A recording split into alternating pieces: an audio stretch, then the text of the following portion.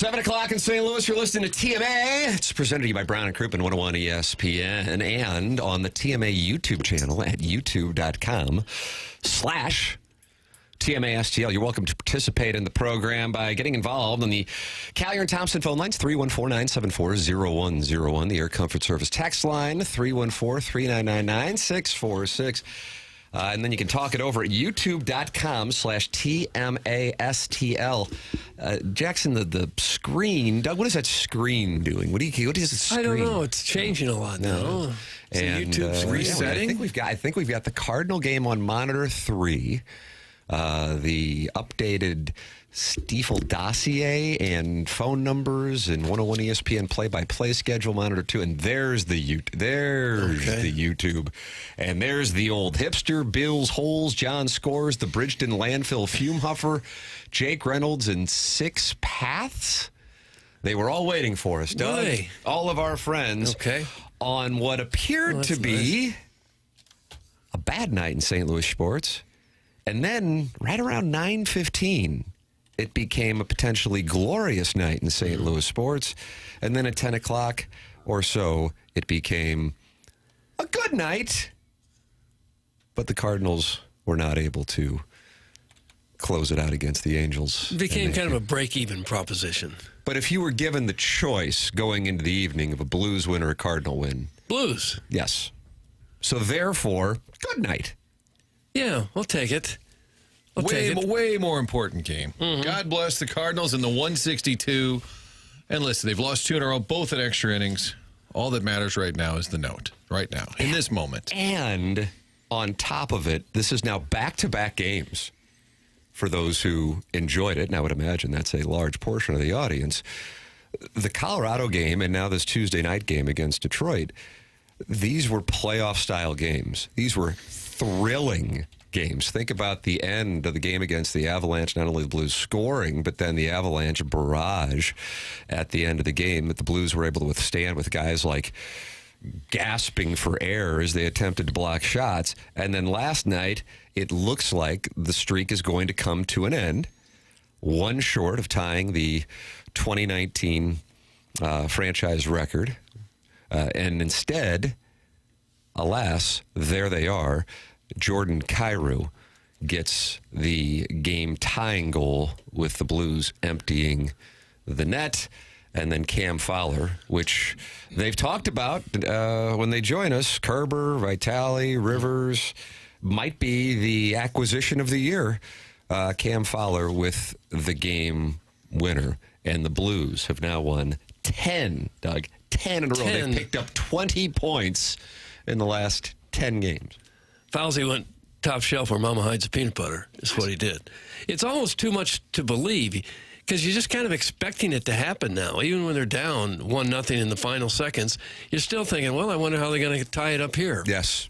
And I think the guys might think that way, too. Probably. And that's probably why it's happening. Kyrou didn't get a whole lot on the shot. It's kind of a change of pace. It might have been the only way they could get it past him. Yeah, Cam Talbot was on. Yeah, he was unbelievable. But, yeah, and then that play with Thomas feeding Fowler, just all around, you just can't hardly believe what you're watching. They've become so good. And for the last couple of years, they weren't very good at home. It was more depressing just to see them lose a lot of home games, even earlier this year. And to win 9 in a row, is it 9 in a row at home, I believe? Yeah, ties the all-time franchise record. I mean, 9 in a row on home ice, that even feels different. When you're surging as much as you can, you want to do it at home. So, Doug, you like math. Yeah. 6 games to go. If your St. Louis Blues go 3-3, which would be a tremendous drop-off considering the current pace, 3-3 gets you 95 points. For Calgary to pass you, and I realize Minnesota is now below the Blues, but for Calgary, we've been watching the Flames. If they went 7-1, they could pass you up. They would have to go 7-1 if you simply went 3-3. And Vancouver going 7-1 merely ties them. with the Blues, and then you go to the, what is it, Tim? The RO? Like there's a rowing column? RW. Okay, RW. Regulation wins is now the tiebreaker. That has recently changed. The Blues are sitting with 30 regulation wins. Vancouver is at 26 regulation wins, and so is Calgary, so the Blues have the advantage on So that. you're in, what I'm saying there, Doug, it's not over yet. I don't know what the puck monkey says, but I would say right now it's all but time to print them tickets. Yeah. I bet the players and the fans from the Wild and the Flames and the Canucks kind of keep half an eye on the Blues games and think, oh, they're losing again tonight. Oh, we might have a chance to gain some ground. They did what? What happened? Yeah. Strickland told me he was on Toronto radio with Nick Kyprios. Kipper's got he's got a friend show, of the Blues. Friend of the Blues nearly 30 years later. And Strickland said the other day, Kyprios goes, everyone in Canada hates you guys.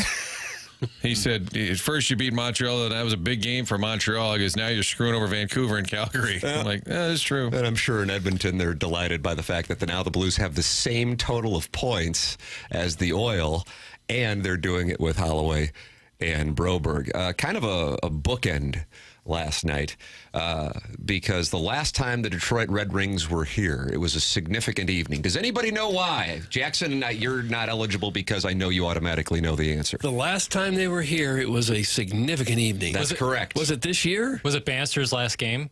No. It was this year. Fresh out of guesses. No, they only play an Eastern Conference team in their own building Okay, well, once a year. can we have initials or something? December 2023 was the last time the December Detroit Red Wings 2023. were in St. Louis. December 2023, the last time the Red Wings were in St. Louis. Was it Banny's debut? No, I'm sorry. December 2023. All right, I will expedite the process. Okay. It was Craig Berube's last game. His final game. As Blues head coach, and Drew Bannister would be hired. His first game was 2 nights later against Ottawa, and they did get the famous coach bump. I think they won 4 of 5 or 5 of 6 in Bannister's debut, but it was Berube's last game as Blues head coach. And if you can specifically recall that game, because I thought it was somewhat fitting, the Blues had emptied the net, and Jordan Kyrou, which oftentimes would be the case, in that 6-on-5, gave the puck away. That led to the empty netter, and the Red Wings would win by 2. He would then be fired following that game. Jordan Kyrou made the comments that led to him getting booed regarding Berube at that game against Ottawa in St. Louis.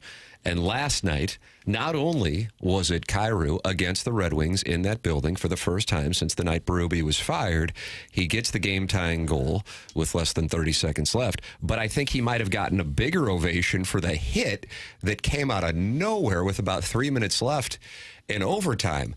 And Jamie Rivers, you know, John Kelly and him were talking, and then all of a sudden there's this hit, and Rivers goes, "Whoa!"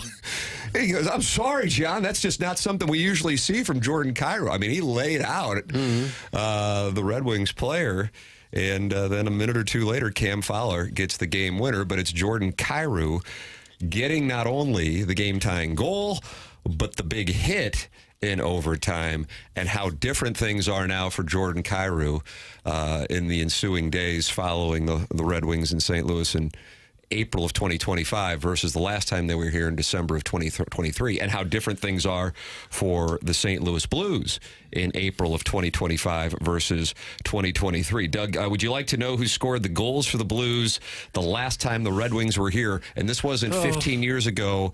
This was 15 months ago. How about Robert Thomas? No, I'm sorry. No. Braden Sheen. Nope. I believe the way Tim is asking it is you're going to be You're picking up a read. You're picking up gonna a read. I'm giving up too many towels. You're going to be surprised that these folks are all gone already. Gosh. So think of players who are no longer Blues here. scored Doug. 4 goals. 3 of the players were responsible. Braden Sheen was not one of them. I might need it. Snuggs wasn't here. No. Snuggs was not here. Dally I think he was wasn't here. 12. No.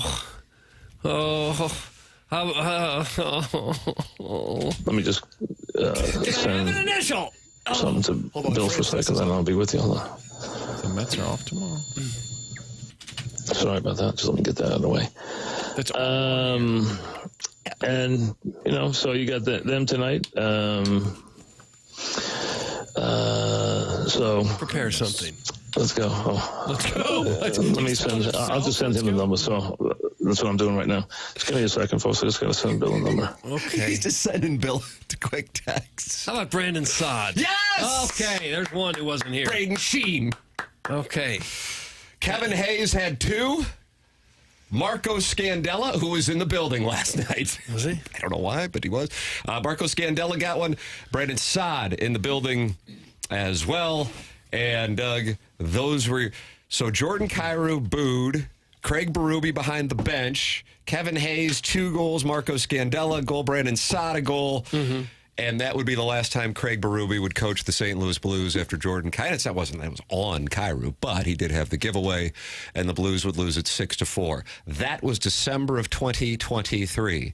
We move ahead now, not even 18 months later, and the Blues have won 10 straight.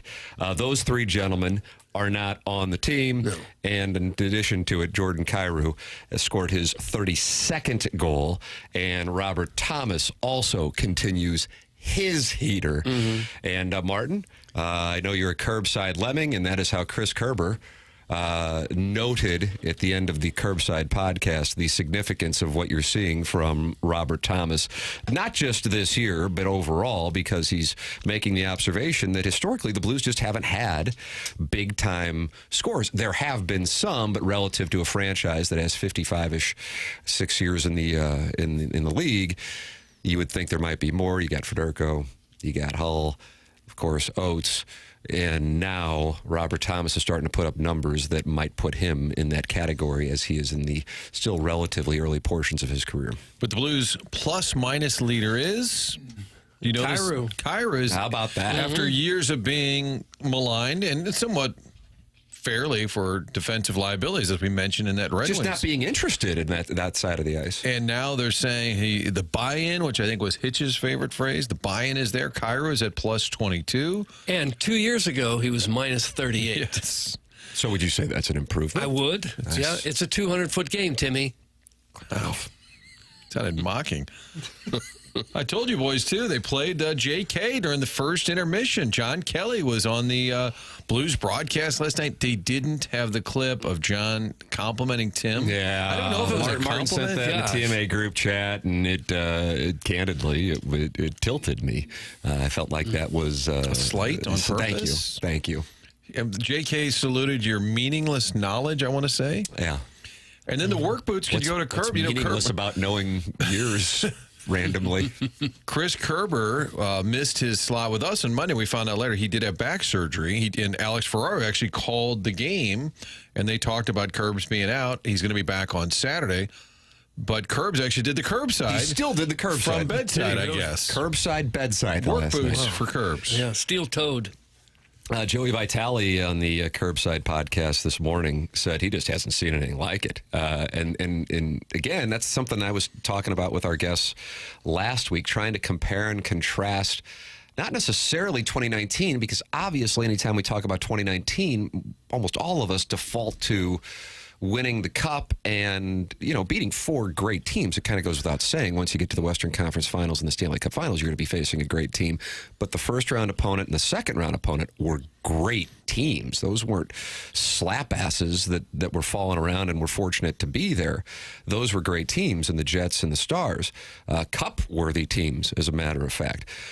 But I'm talking about just looking at the rosters and lining them up. And last night, we saw one of the former Blues who was on that 2019 team in the Detroit Red Wings sweater. And it was Vladimir Tarasenko, who was the player right next to, Doug, do you call him Jimmy Snipes? I do, yeah. When he made his NHL debut and kind of gave him a little stick tap to welcome him to the league. And then Snipes said following the game, I got run into the boards by Tarasenko. That was kind of a great moment. And then even just sitting ice side and watching Patrick Kane skate by was like a holy crap moment. Really?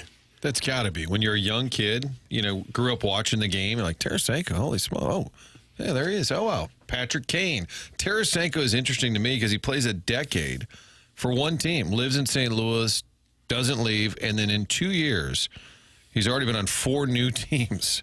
Rangers, Senators, Panthers, Wings. And won a cup in there somewhere. Last year, Panthers. But, I mean, it's unbelievable how you're just a St. Louis Blue your whole life, and then, boom, Rangers, Senators, Panthers, Wings. Yeah.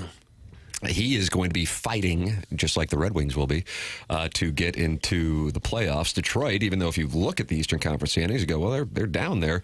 But wild card-wise, that was a really big game for the Red Wings. I might tell you it was more important to the Red Wings than it was to the Blues, which is kind of an amazing statement. But the Red Wings are at 75 points, and they trail the Canadiens by 4 points. A bunch of teams, basically 6 teams, are fighting for that final spot in the Eastern Conference. Meanwhile, now, with Calgary losing last night to Utah, the Flames sit at 82 points. They have 2 games in hand on the Blues. The Blues now at 89 points.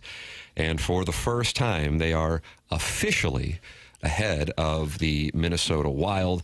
And technically, if the season were to come to a conclusion at this moment, they would be taking on the Vegas Golden Knights. And Jamie Rivers, our guest coming up today on the Stiefel Dossier, would be getting his wish to handle a playoff series in Las Vegas as opposed to Winnipeg, which is truly delightful in April. Yeah, I'm sure that's why the team is playing so hard right now. I wonder they about want that. Jamie to be happier. That and Jobu.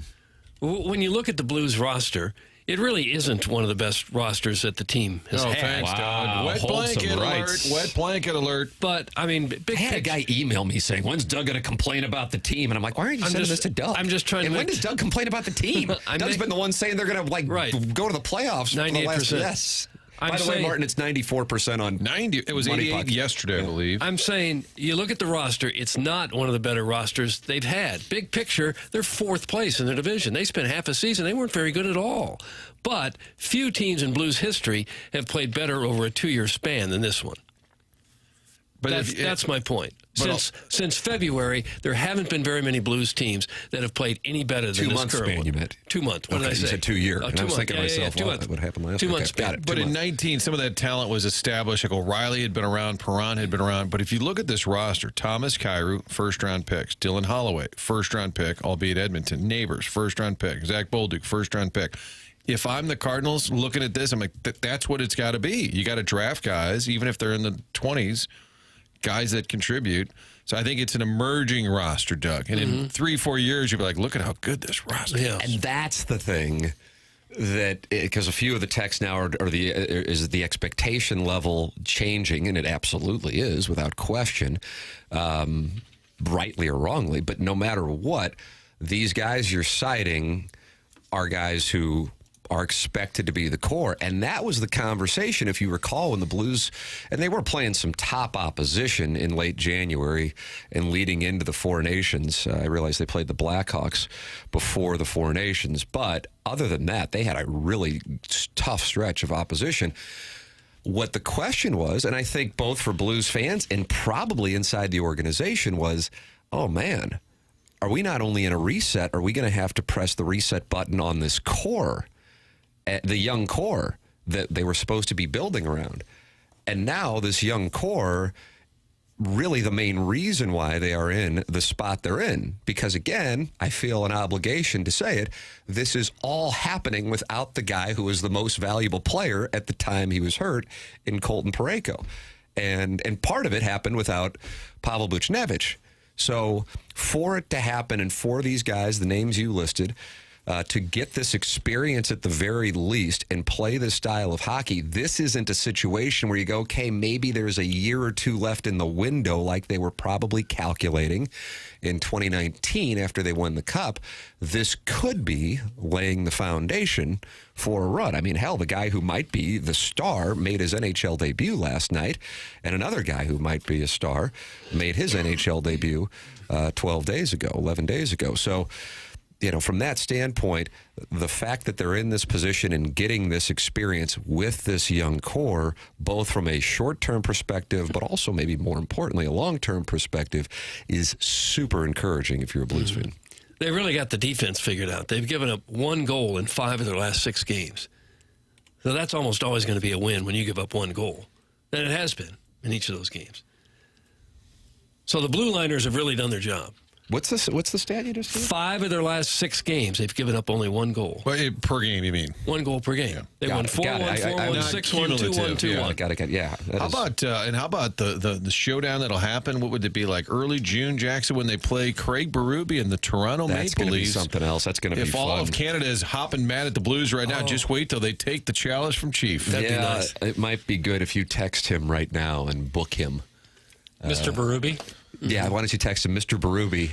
You know me, it's Jackson. Yeah. We had different time zone in Toronto. Are they east? They're They probably are east. east. They are Eastern. They're probably Just Eastern. So it's this would be an appropriate time to text to. Yeah, this is the right time to hit him up. Jackie, are you still doing clerical over there? I'm doing everything. Yeah, he's got. This is the first week of the month. If you don't have a text inbox name saved, Jackson will change it, but he will not change it on April 8th. So this is it. You got to do it now. April 7th is the cutoff date. You text it, and then Jackson does this clerical work. The number is 314-399-9646. And that is how you can be a friend of the Feather. Plus, you got the YouTube chat, and that is presented to you by Michelob Ultra. 95 calories, 2.6 grams of carbohydrates. It's only worth it if you enjoy it. It's Michelob Ultra, and if you are in that YouTube chat that is presented to you by Michelob Ultra, youtube.com/TMASTL. That is where you can gather with your friends and talk it over throughout the course of the broadcast, where 211 friends have gathered this morning and are talking it over, including, looks like Chairman Kurt's in there. That's the first name I saw, along with the Bridgeton Landfill Fume Huffer, Too Fat to Kayak, Codeine Cardinals, John Scores, and Gateway to the South. What would be the gateway? I think that's Arnold. I think Arnold's Arnold the is gateway to the when water you cross tower? the Merrimack River, I feel like you're in the South. The water tower is a good beacon for that. That Cracker Barrel. Going, to you're the rolling down 55. Kenny Wallace is probably at the Ruby Tuesdays there waving. Every time he would be on with us, hi guys, I'm at Ruby Tuesdays here in Imperial. He was like their most loyal customer. Doug, He was Is a that a good loyal spot? Ruby Tuesdays. yeah, you want to guy? go to Ruby Tuesdays in Imperial, Jackson? You and me, let's roll today. I haven't seen a Ruby Tuesdays in what feels like we're going on a decade and a half. I That's saw why it Hooters stood out. officially file for bankruptcy yesterday. Part of me wonders if Ruby Tuesdays did something like that within the last 5 years. But like quietly. Like a soft exit. That's what it felt Robin like. is still around. Soft. Yeah. Bottomless prize. Yeah. Okay. Bottomless So a fries. See one of soft those. exit is different than the soft launch. You just Yeah. kind of quietly go away. It's the opposite, you know. There's still Jack in the Box commercials. Is it Blues or Cardinals games? And I don't know that I've seen one in a while. Hampton and Oh, that's the only one Kings Highway in Chippewa. The Hampton one closed. Oh, is that right? Kings Highway in Chippewa. There's It's like, one right there. it's like every billboard where you can buy a Steak and Shake for $10,000. I'm like, but I can't find a Steak and Shake. Maybe that's because they're The being one on offered South up. Lindbergh's still open. Okay. Just to the south of St. John Vianney, patron Yes. saint of the Peach Fuzz mustache. And the one that's been recommended to me is, I guess by definition, in Webster Groves on Watson. Watson and Elm. Yeah. So if I have a craving, Martin, that's the one that I go to. And the fries Nothing are against Vianney. Fries are now cooked in beef tallow. Oh, is that right? I think, isn't that what RFK Jr. got done? Then they make a big deal out of They went to Steak and Shake because they agreed to change and start cooking their fries in beef tallow. Is that right? Didn't know that. Well, I enjoy it. They got rid of my Cajun burger, though. What about the Frisco Melt? Not a bad play. That seems like one after I've had a few Frisco Melt. libations. Stop by. Michelob Ultras. Here till 10 Yeah, drop one off if you could. It is 7:23 in St. Louis. Time check brought to you by Clarkson Jewelers. Tim McKernan, Doug Vaughn, Martin Kilcoyne, Jackson Burkett, and Chairman Kurt with you on the program. Little Jackie Papers over there actively changing. I just glanced at the text inbox, and in a matter of about the 15 seconds I was reading it, there were about 10 name change requests. And some of them are going to put Jackson to the tests. Yeah. One guy wants to be a reference to manual stimulation. I don't know what FCC policies are on that. Another one wants to be Doug's landing strip. But, Doug, you don't have a landing strip. No. So I don't know, Jackson, how you handle those kinds of requests. It's case by case, I would say. There's some that are certainly risque, but not out of bounds. And then there's some that are so totally out of bounds, it makes you wonder why the person would send it in at all. Blocking. Pucks on net. Yeah, hey, listen, you got to shoot the score, but, just don't expect me to, say, you say jump. I don't necessarily have to say how high. No, you How about don't. that? This guy's drawing a line. He's been in the business now for 5 years, feels comfortable. It's just like Jimmy Snipes. Well, yeah, last night might have been an eye-opening experience, a little nervy. 5 years from now, guy's going to be a superstar. Eh? So you think it's the same? You think they said to Snugs, just go out there, just play a couple shifts. We'll give you like a gift card. Just get to know the boys. They're not playing for gift cards. I could see him playing for gift cards. The balance on that might be not what it says on the card, but you just get yourself a little experience, Jackie. And we'll give you another gift card tomorrow. Is that like in baseball? Like if pre-arbitration, you only get paid in Visa gift cards? Jim White's ghost, would he be new? I saw that one came in as well. Yeah, there's sometimes where I have to like look Big bumper, up. Martin. He liked to float down the Mississippi. He had a little boat. Chairman Steve in Wildwood with a fun fact. Fun fact, Buck Swope worked at the Steak and Shake at Watson and Elm in his early days. Doug, did you know that? No, I did not. Steve in Wildwood's like a back of a baseball card guy. Kind of is. Yeah. It's like acting like Buck Swope is like Albert Edison. Like Albert Edison. Albert. What the hell is that? That is going to be a new text name. I would text in real quickly if you wanted. Albert. Who the hell is Albert Edison? I got you want Alfred Einstein or Einstein and Thomas Edison, and I combined them into one Probably a smart super dude. genius. Apologies. Thomas Edison. Yeah, who are you apologizing to? The Einstein estate and the Edison estate? Humanity. Thomas Einstein? Yeah. Martin, I know you are, as you note, new here, but I would say maybe 6-7 years ago, a text name came in, and it was something about Fred Astaire. Doug, you know him, the wonderful dancer and the Plowhawk. Ginger Rogers were quite a duo. Absolutely. What a duo they were. Plowhawk was not happy with the text that he sent in, and he goes, who is this Fred Astaire guy sending this in? So we've had some unfortunate older name pronunciations in the history of this storied presentation. Fred Astaire and now Alfred Edison. Yeah, that was just the old brain being tied up. This is what clerical work will do to you. You know, it'll really melt your synapses. Boy, there are a number of people who want that name, Jackson. I don't know who you're going to give it to, but it's a large number in there. You're a gift, Jackie. Yeah, you're going to go first come, first serve, or are you going to pick a favorite, like somebody who went to Ladue also or something? I don't see any of that in the text inbox. People noting that they went to Ladue? I'm just not getting the sense. It's kind of like the Force, you know, I can feel a disturbance. But you can feel Ladue by a phone number? It's tough to explain. I'm just going to kind of pick it at random. Okay. I think it's the fairest way to do it. On the Stiefel dossier today, we will have Jamie Rivers coming up at 8:15. That is coming your way along with our Design, Air, Heating, and Cooling email of the day and a potpourri of fun with audio. In addition to coming up, on the other side of the commercial break, the TMA Listener of the Month announcement for the month of March. We had our Papal Conclave. I'm anxious to see when I saw the 4 or 5 finalists that were sent to us by Little Jackie Papers. I was thinking, this one's not clear. I know who I'm voting for. Did you? But I respect the process. I'm not going to text you guys and say, who'd you go for? So we're going to find out who won the TMA Listener of the Month. You can always sign up to do so at tmastl.com. And even though me and Martin and Chairman Kurt and Jackson say that people should use their real names, Doug is adamant that they get to maintain their anonymity. No, I think they should. No, I think they should give their government names. So the winner will be using their nom de plume, also known as their fake name. We'll find out who that is coming up in addition to a potpourri of fun with audio. Next, this is The Morning After, and it's presented to you by Brown and Crouppen on 101 ESPN and the TMA STL YouTube channel.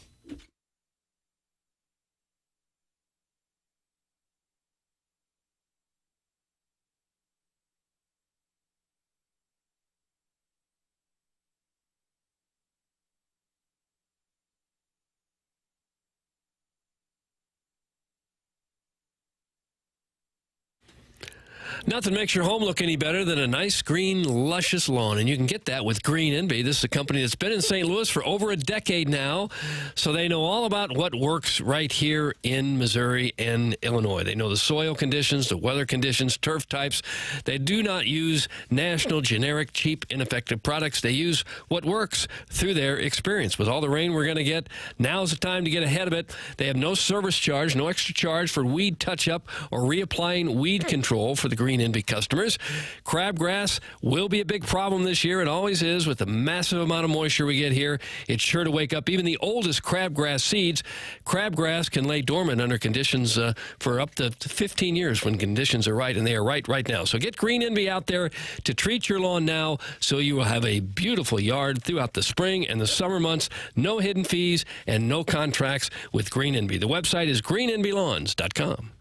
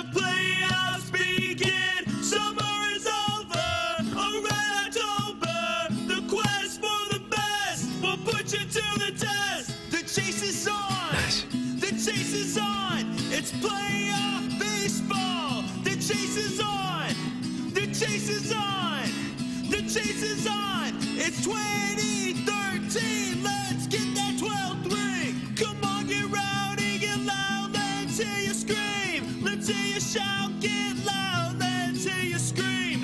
Come on, get rowdy, get loud. Let's hear you scream. Let's hear you shout, get loud. Let's hear you scream. Yeah, yeah, yeah, yeah. Come on, get Martin, this is Doug's favorite. This one's pretty bad. My favorite. That's not my favorite. I like The video is alarming. It's TMA 101 ESPN. The show is presented to you by Brown and Crouppen. Brown and Cruppen's online at brownandcrouppen.com. And if you are in need of a personal injury attorney, here's the phone number, 314-222-2222. Yeah, we had Andy Crouppen in yesterday and talked over with him. He is part of a firm that was founded in St. Louis by his father in 1979, and they are proud to be part of the St. Louis community since 1979. If you're in a spot where you need a personal injury attorney, wouldn't you want somebody who is actually local and knows the legal environment in St. Louis? Well, that's Brown and Crouppen. They love being a part of the St. Louis community, passionate about it. I'm sure you remember Terry Crouppen, Stan Kroenke Super Bowl commercial. It's Brown and Crouppen, online at brownandcrouppen.com, or you can call them 314-222-2222. Remember, the choice of an attorney is an important decision and should not be based solely on advertisements. What looked like a great Cardinal comeback to go with that Blues comeback that we talked about in our first segment, unfortunately came up short as the bullpen gave up 3 runs in the 10th, 3 runs in the 11th, and while the Cardinals were able to match it in the bottom of the 10th, they were not able to match it in the bottom of the 11th. Wilson Contreras, who Ali Marmol said he's going to have a day off, got to give him a complete day off because the bench got so short with the extra innings. He had to put him in, and Contreras was up as the tying run. And unfortunately, his struggles continued as he struck out, and the Angels have gone back-to-back in St. Louis with extra inning wins. Contreras is now 0 for 19 with 9 strikeouts, and Wynn is 0 for 18. Those two are key players. You cannot have nothing seasons from those two and expect to contend, because those are guys that you want in your lineup every day. And right now, neither one of them can just get anything done at all. Wynn hit the ball hard once again last night, right at the center fielder. But they got to get those two going, that's for sure. Walker, first homer of the year. He's hitting .429. That's encouraging. Very encouraging. That's and encouraging. Doug's guy, Lucan Baker, huge pinch hit. And that was a 2-strike rip to left center. The Pleasant Gentleman's hitting .600. I'm telling you. So pleasant. And that's a tough gig. You're coming off the Yeah. bench. Yes. Being asked to deliver, and he comes through there, and then he scored on the Arenado hit. That was great. I mean, I thought at that point, all right, they're going to do it. This is going to be a thriller, just like the Blues. Can I go a little baseball strategy in the 5th game of the season? This is kind of what I was born and raised on, in addition to being a deviant. And Busch Light. And Busch Light. Actually, at the time in the 1980s, Martin, the barbecue had just Busch beer poured on it. The old Blue Soda, as it's called in South St. Louis. Blue soda? Yeah. And it was used as a marinade. It was. You just pour it right on there? Yeah, my neighbor down the street. You know John Heidert? The name sounds familiar. Yeah. Maybe Is he related to Bob Heidert? He is. Okay. Nice. the Heidert I crew. figure you guys appreciated the class of 1990 at St. Gabriel and our basketball team. He was on. How many banners do they have, Doug? However many they wanted. You just print them up. You put it in an order. that year. And he would say, your dad's barbecuing tonight. Is he pouring some blue sodies all over it? And the answer was yes. And he would pour some down his gullet as well. We don't need any of that. Malls. I've got AB's finest right here, Missy. My baseball nerddom takes you down this road because I was trying to balance going back and forth between the Blues game. I haven't set up my Amazon yet on my phone, which I realized would take about 10 seconds. So I was watching on ESPN the notes of one game and then going back and forth. So anyway, bases loaded, bottom of the 10th, and what our friend Kyle Reese, a wonderful Twitter tweet follow, and a friend of TMA, who I would love to have on the program, by the way, makes the observation that I hope in 6 months we'll talk about tonight as being the Jordan Walker game and why here is the opportunity. Bases loaded. He already has 2 hits, including a home run, and here's his chance to win it in the bottom of the 10th. Brendan Donovan, the winning run at third base. Walker hits the ball, 2 strikes to right field, where Mike Trout now patrols that pasture. It's short right, and in the air, where I see Trout positioning himself to catch and then make the throw, I'm thinking, make him make the play. Yeah. Send Donovan. That's what I thought, too. Okay, Send him. Green light him. And hey, if you get gunned down, you get gunned down. And I know they'll be results oriented. Oh, they, shouldn't have sent him. But considering the circumstances, considering the way that the extra innings are set up, there's a good chance that you're going to have the Angels score a run. There's obviously, best case scenario, approximately, if you're operating on probability for a good hitter in the major leagues, 30% chance that there's going to be a base hit with 2 outs to send that run home. That you take that chance, because my logic is, and I realize I'm calculating this like Taylor from Billions, but there's a higher probability of Donovan scoring there than the next hitter getting a base hit. That's my thought process. So send him, and if he gets gunned down, he gets gunned down. So you were thinking the same thing. I was, and the throw was high. He'd have made it. And that, of course, is something that Pop Warner doesn't have that information Come at on, the Pop, time. sending. But then if you were paying really, really close attention, because Donovan charged down the third base line like he was going to score, and then he stutter stepped to see what the result of the throw was. And then he gets back to the bag, and you can tell they're having a little conversation. And Donovan kind of tilts his head like, should I have gone? And then Warner goes, yeah, but, we didn't know he was going to throw it that high. The catcher was able to catch it, Travis d'Arnaud, but it was high, and my guess is Donovan would have been safe. Of course, we know that result. Warner and Donovan don't have that information. But just in general, I wanted to see if baseball nerds such as myself were thinking that way. In the moment, as it was out the short ride, producer Dave and I at the 2 Fox were watching and said, you got to try. We said it out loud. All right. Even though it was extremely shallow, and he probably would have been out, because you're tied, I think you can roll the dice. And because a runner goes to second base to start the 11th inning, and, your bullpen's getting pushed a little bit here. Yeah, I think you got to give it a shot, even though it's Mike Trout. It's not a deep ball. Donovan's a good base runner.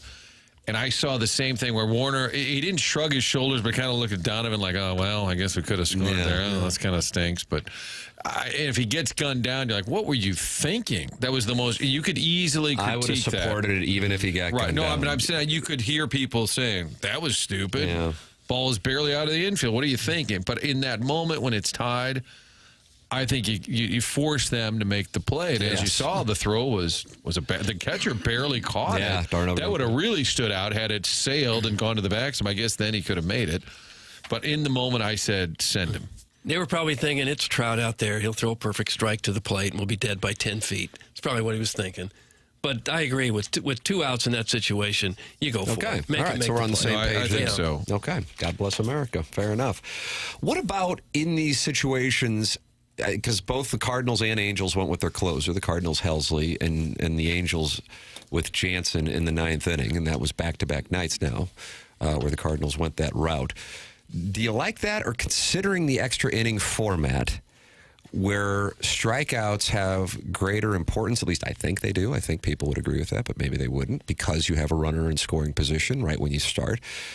Do you consider having Helsley saved and then go with somebody else in the 9th? And I realize that pitcher has to get you through the 9th in order to have Helsley in the 10th, and that might not be an effective way to think through it. And I'm not saying that's a mistake. I'm just, because of the extra inning format where it's, likely that you're going to be giving up a run more than, say, a base is empty to start the 9th inning. Is that something that managers should reconsider? What do you think? I'm okay with the way they're doing it now, just because I don't have a whole lot of faith with who they would bring in to shut down the other team in the 9th inning. Fernandez and Roycroft haven't really proved that they are trustworthy to hold a 9th inning a tie at the moment. So I kind of agree with it. I wonder if Helsley couldn't maybe pitch another inning. He only threw 14 pitches. Maybe you could bring him out again in the 10th. But that's what they always we always ponder that, but they always say he's just so much more effective through 1 inning than that 2nd inning is where it really falls off. I understand, but he's probably still more effective than the guy you would bring in to replace him. And at some point, you need guys to step up and try to win a game. If he goes a little bit out of his comfort zone, sometimes you got to do that. Here's what Ali Marmol had to say after the Cardinals gave up 3 in the 10th, 3 in the 11th, but only could score 1 in the 11th after being able to rally and score 3 to tie it and send it to the 11th in a thrilling comeback that was in part due to the delightful gentleman, Luke and Baker, who's hitting 600. Yes, 3 for 5. And Nolan Arenado. And Arenado looked pretty psyched to me. That was kind of cool. Absolutely. And you would call that a piece of good hitting because the right side of the infield was wide open. You don't have to say that just because he got a hit to the opposite field. Nice piece of hitting.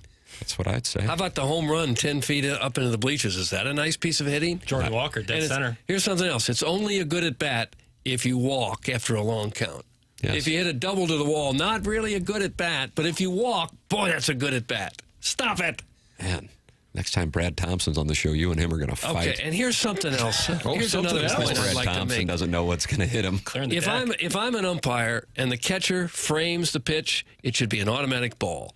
If you think that pitch was so far out of the strike zone, you had to move your glove over the plate, it's a ball. Don't move your glove. Don't try to fool the umpire. If you're catching one that's outside and you jerk it over the plate, automatic ball.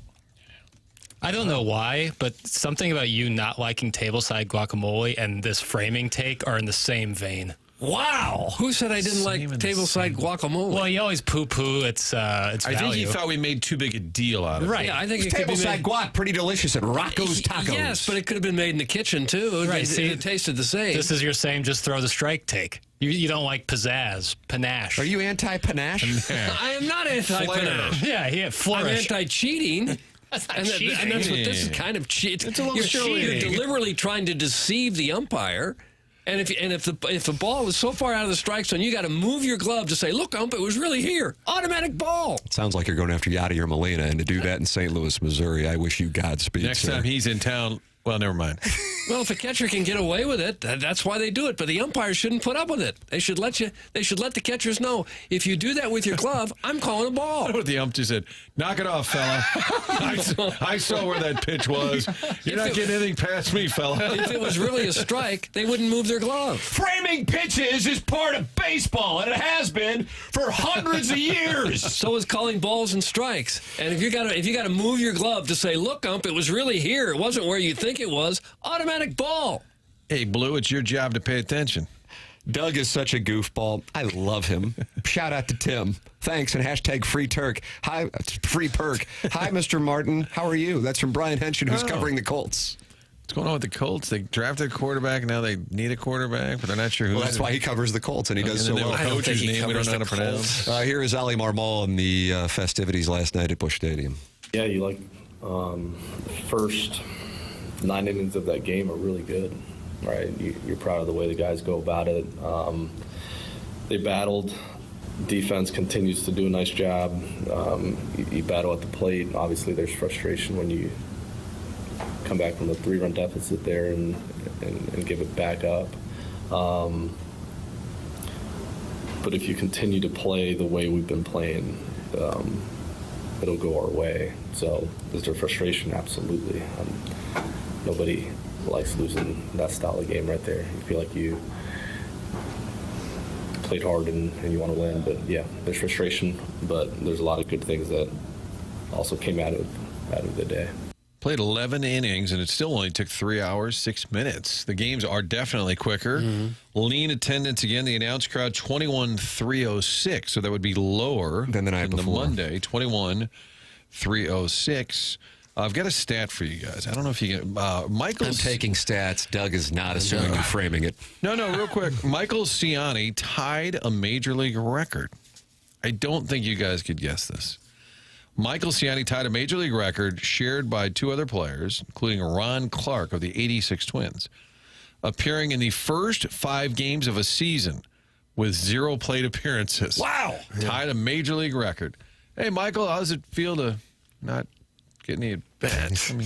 But I like what they're Valuable doing. pinch runner and defensive replacement. I think what they've done, like both of these games, okay, should have hit for win, maybe. Could have used Helsey in the 10th, maybe. Could have sent the runner. He just lost, right? I mean, the Angels beat him. There's nothing. I think the number one thing, I'm going to get Janet's going to call and remind me that Janet, call in. Mo ruined the franchise and Martin's a rights holder. And then, yes, Lisa, they should hire Skip Schumacher. Yes, I understand all of that. So I'm going to wear the badge. I'm going to get my Slurpee. Okay. The starting rotation through the first time through, pretty good. Yeah. Pretty good. Very surprising. Very as far as what surprising. you would think. And do with this what you want. I don't know why. This is different for me just individually. I have no idea why. I don't know if other people are experiencing this. I tend to think others are not, especially considering the Blues are playing at the exact same time and you're going back and forth, or you just have it on your phone and your television, or you might be blessed like Martin Jackson has multiple televisions in his, what is it, an ensuite, Doug, that he has? I don't know. But they're all on NBA.tv. Yep, 30. I have 16 televisions. Screaming at the The Joker. Missouri-Alabama game is on a constant loop on Yeah. one of them. Yep. But I'm enjoying watching the team play, and I really didn't expect that. And I think part of it is I do sense that there is an energy, a chip on the shoulder. We're kind of pissed off. Something's there, even though for the most part it's the same group. And I thought that do with it what you want. It's a nothing. But Lars Nootbaar strikes out, I believe, in the 10th inning. Very borderline. I mean, by the letter of the law, I think it was outside. But either way, I think Was it was it framed properly? Did he frame it? I think it might have been Then it's ball. framed. Okay. I think if you were using the system they were using at spring training, it might have been overturned. It wasn't egregious. But either way, he didn't throw a fit, but he expressed his dismay. And then a couple hitters later, you have Baker with his 2-run double. And the guy who is at the top of the dugout with his fist in the air screaming with a big smile on his face is Lars Nootbaar. And I know plenty might say, well, what else is he supposed to do? Well, you would expect that. And I understand that. But here is a guy who, even though he hasn't had a huge career yet, and I realize a lot of his, hype is based on analytics and not necessarily results at the moment, he still made a lot of money, and he is part of a team where his close friend was trying to leave all the way up until, a couple weeks ago, and they're playing in front of 21,000 people, and it's cold as hell, and that hit only extends the game. I liked seeing that. I realize it's very basic. You might go, that's a low bar. I'm just telling you, I don't know. But I'm confident that deep down, plenty of guys will be like, if we lose, we lose. It really gives a crap. It's April 1st, and it's the Angels, and we're probably not going anywhere. They're probably not going anywhere. I just struck out. I'm irritated by that, and that was not it. Those guys were fired up, including Nolan Arenado, as you made that reference, Martin, that he had that base hit that led to the tie. I like seeing it. I like seeing that kind of energy, and it's the kind of thing that ideally we saw with the Blues when they weren't necessarily winning. And Jim Montgomery's like, I'm just telling you, these guys believe, and then it starts to lead to results. I like what I've seen overall so far, and I was not anticipating saying that 5 games in. And I'd like to think that it's pretty clear that I hold no rights, nor am I interested in holding any rights. This is what I see, therefore it's what I say. You just got yourself a merit badge. Thank you. I was hoping for a Slurpee today. Slurpee. Merit badge. Well, Newt is the perfect, not only energy guy, but he's kind of a bridge. He's not as young as Winter Walker. He's the head of morale. That's what he is. Head of morale. Yeah, I think Lars that's Nootbaar. accurate. Head of morale. He's really tight with Arenado. Their lockers are right next to each other. So I think he's super excited that Arenado is still here by accident. But he's also not as young or as unproven as the Herreras of the world. And even a Gorman, he's got more experience. He came up in 21. So I think he's the perfect guy in that room as they're sort of threading this needle of they're not entirely young, especially with the pitching. But I agree, and I think it's a group. Granted, it may not be enough to win the NL, the pennant. I don't know, but it is at least I told you guys before we went down to spring training. I said I think you'll at least like the group. Now, that doesn't mean a whole lot, other than hopefully good radio for a week. It doesn't mean you're getting a playoff appearance, but it's easy to root for this group, I would say. And I wasn't expecting that because, again, it is for the most part the same group. But there's just an energy there. And this is the Oakville O-Face sent this in. It's a new one. That is a new one? That was today. Welcome to the show. Wow. Tim, you are, of course, the greatest. Oh, What's wrong? Lucky. I completely share your take. I've watched every game this year, and I probably watched 5 all of last year. And honestly, as dumb as it is, part of it is I don't have to switch back and forth between DirecTV and YouTube 100%. TV. Isn't it amazing? Are you using the Amazon thing that I am? No, Amazon so Prime? I'm using the FanDuel app, which is easier to use, but then Okay. I'm not having to go back and forth 1,000 And different close out times. DirecTV to go back to YouTube TV and all that. This, that, and the other. That was a fun baseball game. It was. And listen, the Blues game was incredible. I mean, we've had back-to-back Blues games with that game in Denver and now that game last night, where it's not just they're winning. they're winning in thrilling fashion all the way up until the end. And I kind of caught myself like, I can't believe I'm going back and forth with the Cardinal game in front of 21,000 people.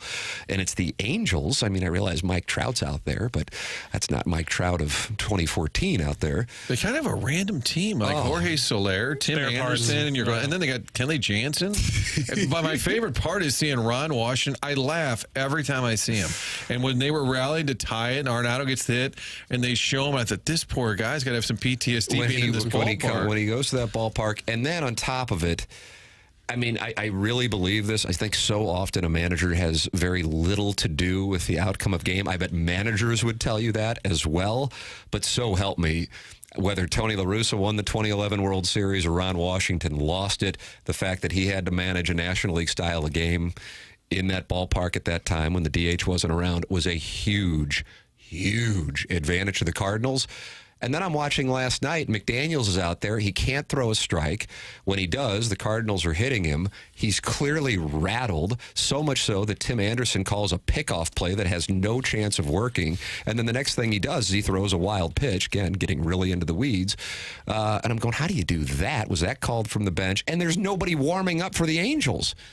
Well, that has nothing to do with the DH thing. That doesn't even exist anymore. That's just mismanagement. And I would have said the same damn thing if it was Ali Marmol. It just happened to be Ron Washington 14 years later managing a team from the American League West and jacking around. Do you think it's his fault, Jackson? He didn't do the job. It wasn't anything I did wrong. He didn't do the job. Right. That on a loop forever. But yet he is 2-0 here in St. Louis so far in the series with a chance for a sweep. Although, Doug, I would tell you it might be about a 50-foot putt for this game to get in today. Yeah, I'm probably not going to play it. This is currently 67 degrees in St. Louis. Feels like 58, but thunderstorms are expected around the area starting at 11 a.m. Wind gusts up to 46 miles an hour in the St. Louis area, and storms throughout the afternoon.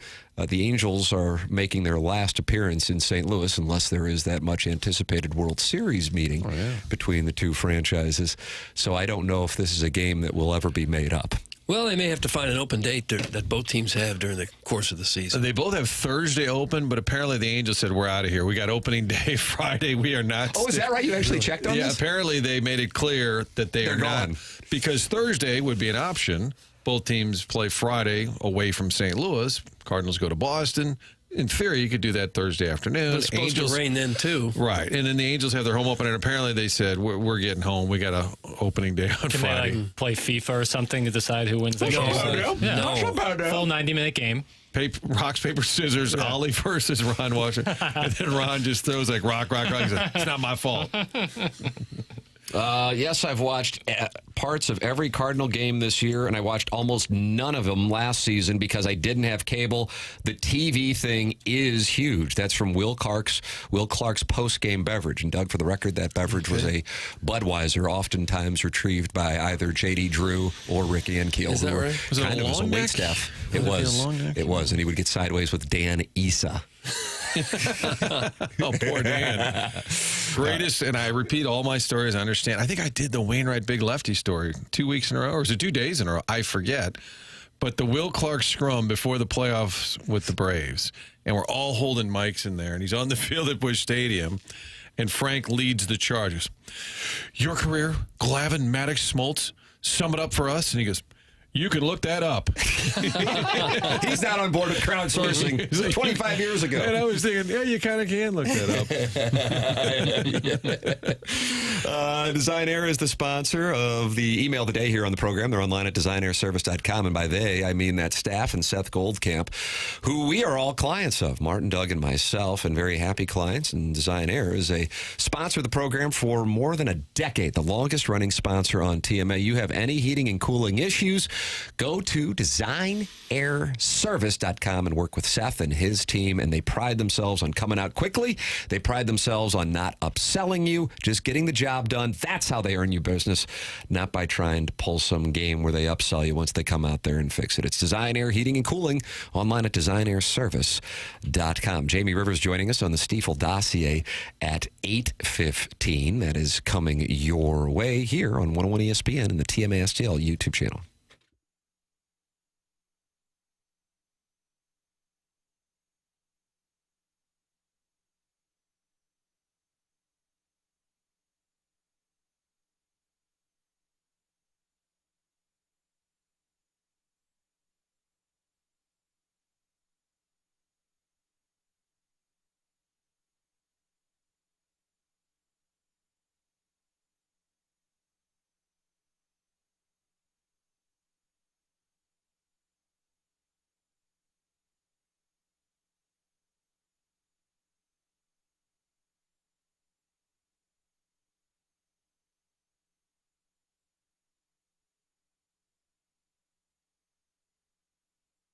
If you want to head to Florida or Vegas or Hilton Head, all these great destinations, ready to take a break, family vacation, summertime trip, whatever it is, the place to do it is Mid-America's St. Louis Airport, located in Muscuda, Illinois, right off Highway 64. And we're talking about convenience and lower prices. That's what you get with the Allegiant Airline dedicated, headquartered at Mid-America's St. Louis Airport. You park for less than $10 a day when you walk from the parking lot to the gate, going through security, all of that check-in security, 15 minutes, the average time from parking to gate. Unbelievable. In this day and age, they have that kind of convenience, and you can do it at one spot. Whether you want to go to Fort Lauderdale, Fort Myers, 7 different Florida locations. You like going down to Destin, but you're tired of making that 12, 13-hour drive. You don't have to. FlyMidAmerica.com is where you can book that next trip, whether it's a guy's weekend golfing in Vegas, family trip to Florida. Check out all the destinations. Book your flight. There's savings for veterans. Convenient, close to St. Louis. Check them out at FlyMidAmerica.com.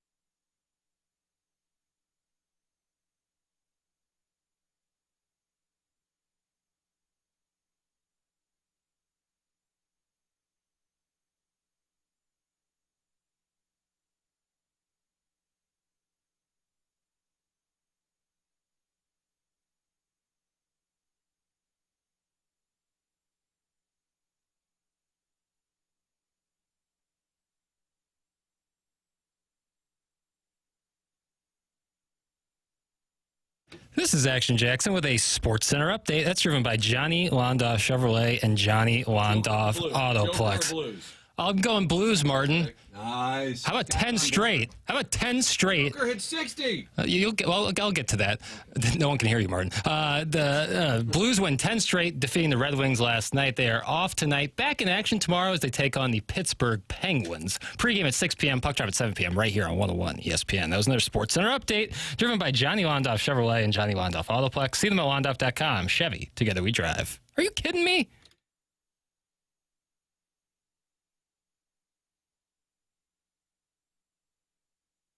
You're I'm just going to blow by this, Ava.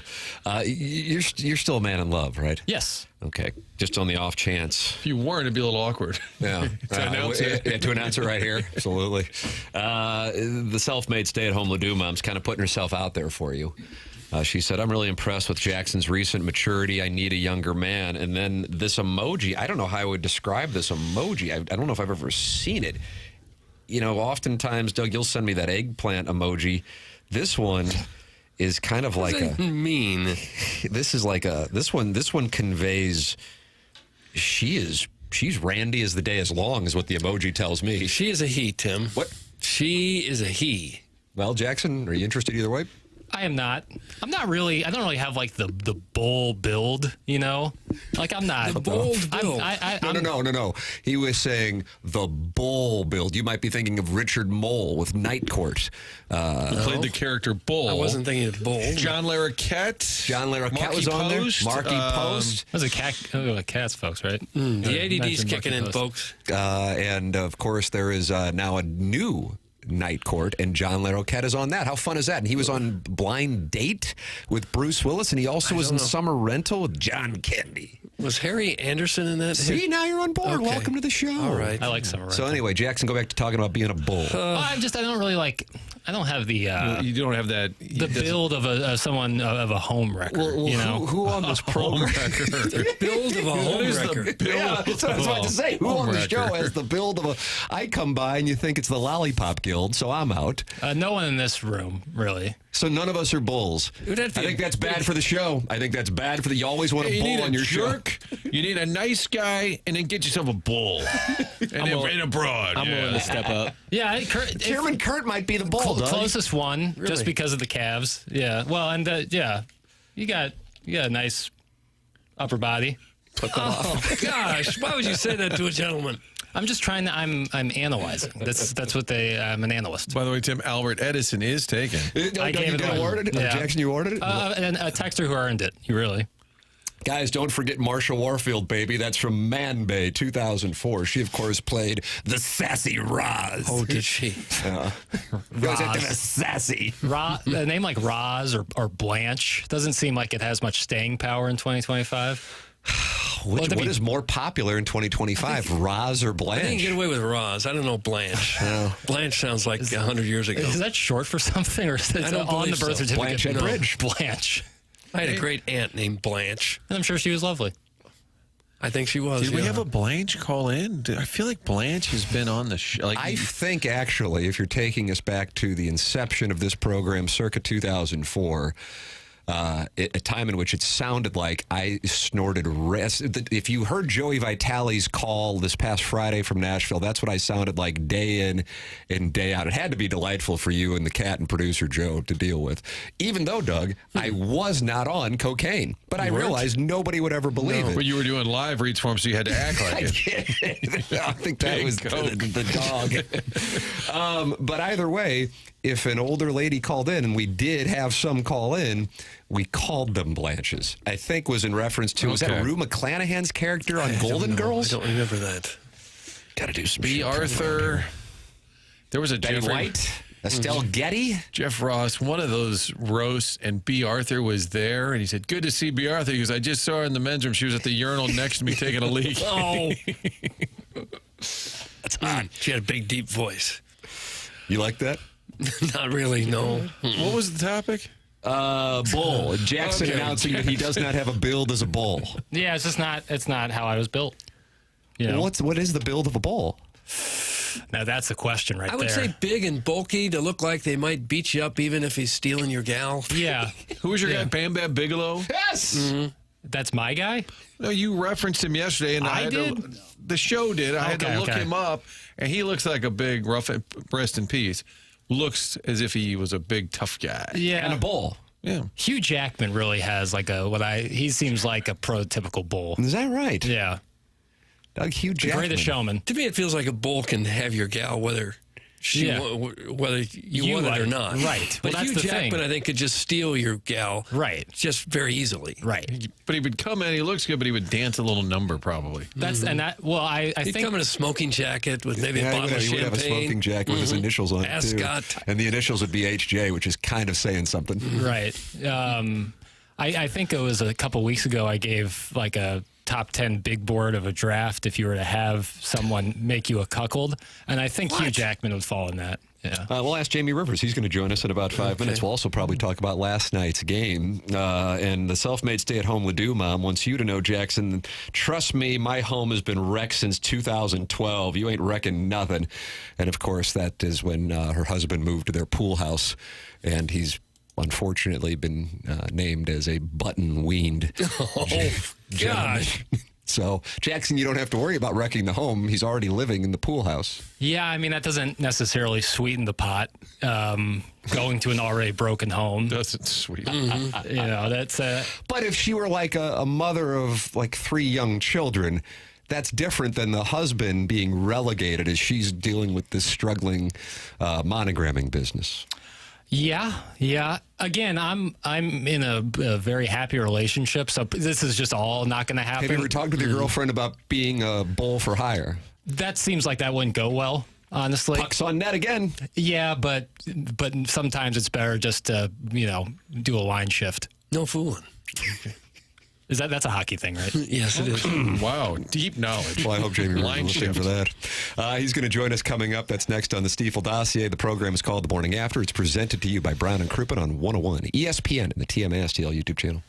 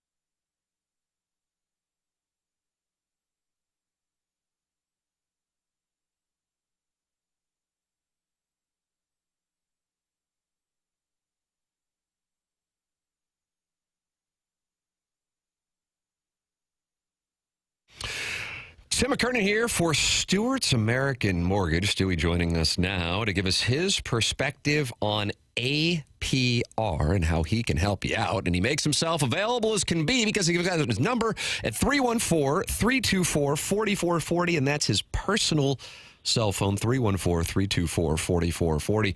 Good morning, Stewie. Let's talk APR. What's going on with this? You always educate. You know what, Tim? Yeah, no, Tim, you know what? You see on your credit card statements all the time or car installment notes, APR. Your APR is this, your note is that, and it's very, very confusing. Well, APR stands for annual percentage rate. That is your true cost of money. If you go to a mortgage lender or a car dealer and you get a great rate of 5%, but you're paying $20,000 and your APR is 10% or 8%, you're not paying the right amount of money. So when you go shop mortgages, look at APR. Now, for the bagel loan, your APR is neck and neck with your note rate because there's no fees. Any other place you go, they're going to factor in fees, so your APR is going to be 0.25%, 3/8 higher than whatever your note rate is. This is how you shop. When you call a lender, ask them what the note rate is and what the APR is. That's telling you what the costs are involved in the transaction. Not all of them, but most of them. Anything that the lender is going to charge. And again, with the bagel loan, there's no closing costs. You get the same rate as your APR. You're way ahead of the game. Yeah, that's good knowledge right there. You get more of that kind of information when you're working with Stewie at Stewart's American Mortgage. The number to call him, his personal cell phone, 314-324-4440, or Google the bagel loan. Thanks, Stewie.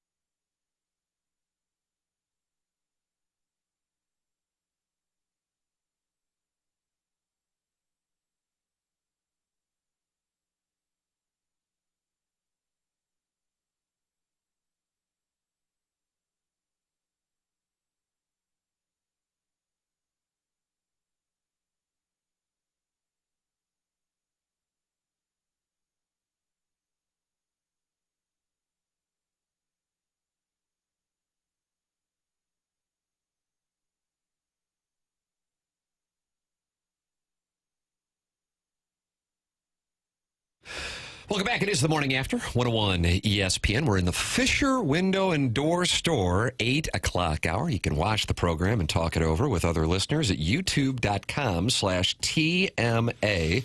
STL. 258 friends are gathered right now, Doug, and they are watching you. And that is including Longshanks, Too Fat to Kayak, Panther Claws 2025, Ryan Crawford, and Dan Jansen. They're all in there. The skater, Dan Jansen? I believe that's who it is. All right. And they're watching the program, youtube.com/TMASTL, the YouTube chat brought to you by Michelob Ultra. And every Wednesday, we have the opportunity to talk it over with Jamie Rivers here at 8:15. Morning, Jamie. Morning, guys. How we doing? I mean, I'm all fired up after the last couple of games. What we saw in Denver on Saturday, then last night, a little bit different, but still an incredible conclusion as well. And I loved, I guess I would call it your call of Kairu's hit, but it was more of just a vocal reaction than it was a breakdown, because it was so damn surprising, but it got the building going. Oh, my God. I loved it. I mean, I don't think I've ever seen that from Jordan Kyrou. And then he turns the puck over and literally he says he kind of got pissed off about it and took his shot and steps up and just buries DeBrincat. I mean, I loved it. It was awesome. Jordan Kyrou has been a lightning rod for a number of years and for a number of reasons. His style of play doesn't suit everybody. But this season, all season long, under Drew Bannister and now Jim Montgomery, Jordan Kyrou has evolved into one hell of a player. And he had a couple of really good defensive plays last night, broke up some passes in the defensive zone and played solid defensively. But then he rocks DeBrincat. And then, the Blues go on to win following that. Not right away, but following that effort. I love it, man. I just love what I saw. As a defensive wizard yourself, what exactly are the Blues doing defensively that's been so effective? It's got to be more than just a goaltender when you only give up one goal in, 5 of the last 6 games. Yeah, Doug, first of all, I appreciate your great recognition of defensive play. You're a wizard. You were a wizard. Yeah, I appreciate that very much. Thank you, Doug. Are you impaired right now? No, just early onset. All jokes aside, no, you know what? It's really a 5-man unit out there. You hear that all the time. It's so cliche. A 5-man defense, 5-man defense. But if you watch the Blues, they're getting in on the forecheck, and if they're not successful with the forecheck, then they're getting bodies back to the defensive zone, and they're getting them back to the middle of the ice, which is obviously the premium ice available when teams try to create offenses. You try to create something to the middle of the ice. The Blues are denying that right now with sticks and bodies in the way. And, it's leading to good team defense. And then following that, in the defensive zone, they're doing a great job of protecting the middle of the ice, inside the dots. They're not giving up a lot in that area. And when you couple that with good goaltending, that creates minimal opportunity for the opposition. And when they get it, then the goalie's there to shut the door. So it sucks because playing defense is hard. Playing defense is a choice. Nobody wants to play defense, but teams who can find players that are willing to give 100% on the defensive side of the puck, that's when you have the real success. And that's why we're seeing this long streak from the Blues is everybody is committed to playing on both sides of the puck, and the result is awesome. It is funny, when they were struggling, I thought this team's a little too quiet. Shen's got to pull everybody into the fight. They just don't have a vibrant personality collectively. And now it's like, boy, what a great room. What a bunch of fun young guys. It does seem like, and you hear it from executives, well, chemistry is only there when the team's winning. But it does seem like something in that room where it was a little flat for a couple of months. Now there's just this energy where everyone's kind of on the same page. Did you see that evolve this year? Oh, yeah. I mean, look, I'll go back, and it's not that far back, is the long trip that the team had in L.A. And it was a weird it was a great week, but it was a weird kind of week because we were in the same hotel for the entire week.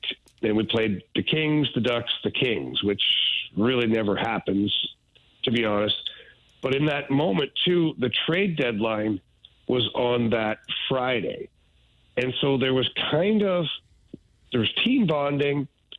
Then there was a sense of nervousness because, look, at that point, the team was still, 8 points out of a playoff, not 8 points out of playoffs, but 6 points, I believe, out of a playoff spot. And some things were happening. Colton Parayko was injured. So nobody knew whether the team might be buyers or sellers, probably more sellers than anything else. And then, you hear your captain being mentioned in numerous different trade possibilities, specifically the Toronto Maple Leafs. That one was the big one. And I just think that all through that, it galvanized the team. Being together, alone, kind of isolated in that hotel, going through all of this at the same time, and then realizing that nothing big happens at the deadline. Doug Armstrong literally stands pat. And it's almost like it was like a turbo button for this team to turn it on. And from that point, you started getting some of the goofy stuff that we see right now, like the staring into the camera before every game, where everybody is like, it's awesome. Like even Jimmy Snuggerud, new to the whole thing, guys, they'll fill him in, and he goes into the stare mode. And, you know, just saying they're undefeated since they stared to the camera. And guys buy into that crap. They do. They start laughing. It's funny at first, but then like, hey, man, don't screw this up, like staring to the camera. And then Joe Boo making an appearance. I still don't know where the hell Joe Boo came from. I'm not going to lie. But he travels with the team. And now Jordan Binnington's talking about Joe Boo being a vocal mentor in between periods. Like it's the dumbest crap is happening. And that's usually the greatest moments for teams. That it galvanizes a team. It makes it fun.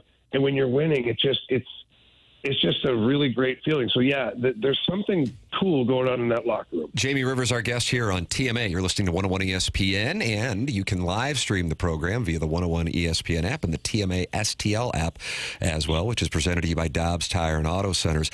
It's funny that you bring that up.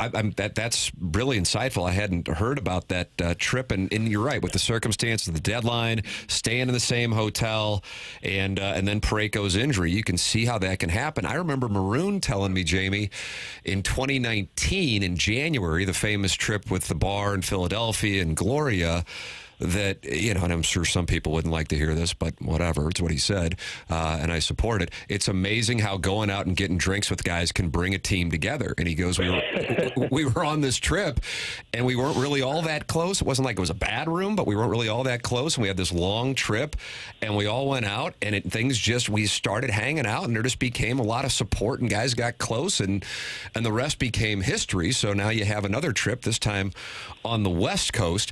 So then it brings me to what we've seen over the last 2 weeks with Dvorsky getting his chance in last night's Snuggerud, and then wondering if you want to mess with that, for lack of a better term, mess with it. What do you think about it? And then your analysis of what we saw last night in his debut. Yeah, look, I love that Monty is just not afraid at all. Let's go back, even to Craig Berube. Let's go back to Craig Berube. And I love Chief, and St. Louis will forever love Craig Berube. But he was a bit apprehensive with some of the young guys at times. And I get it. You know, people's jobs are on the line, and young guys haven't played in the league, and you're very cautious how you deploy these guys.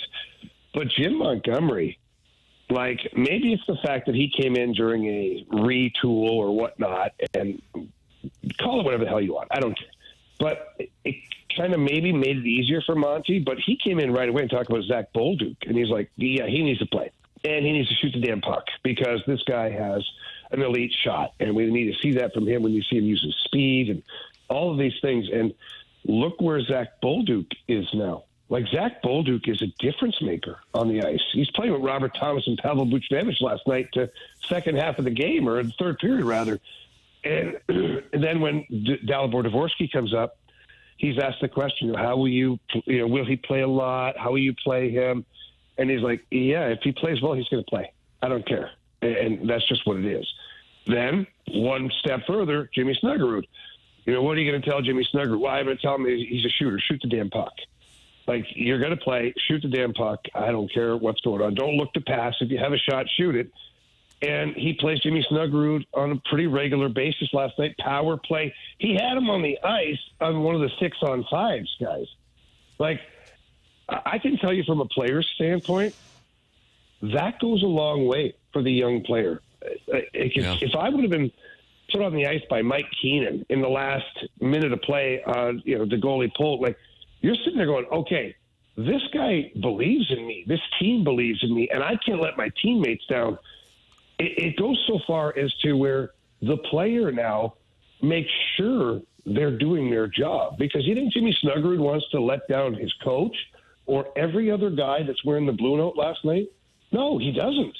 So he's going to work his ass off to make sure that he makes a difference And if nothing else, he's going to make sure that he doesn't cause a problem or cause a goal. So I absolutely love what Monty has done with these young guys by giving them more responsibility, seeing if they can handle it, and kind of, taking the shackles off. Like, run, boys. Get after it. Get going. And look what's happened. Your team is being driven. Sorry, Tim, but your team is being driven by the young players right now.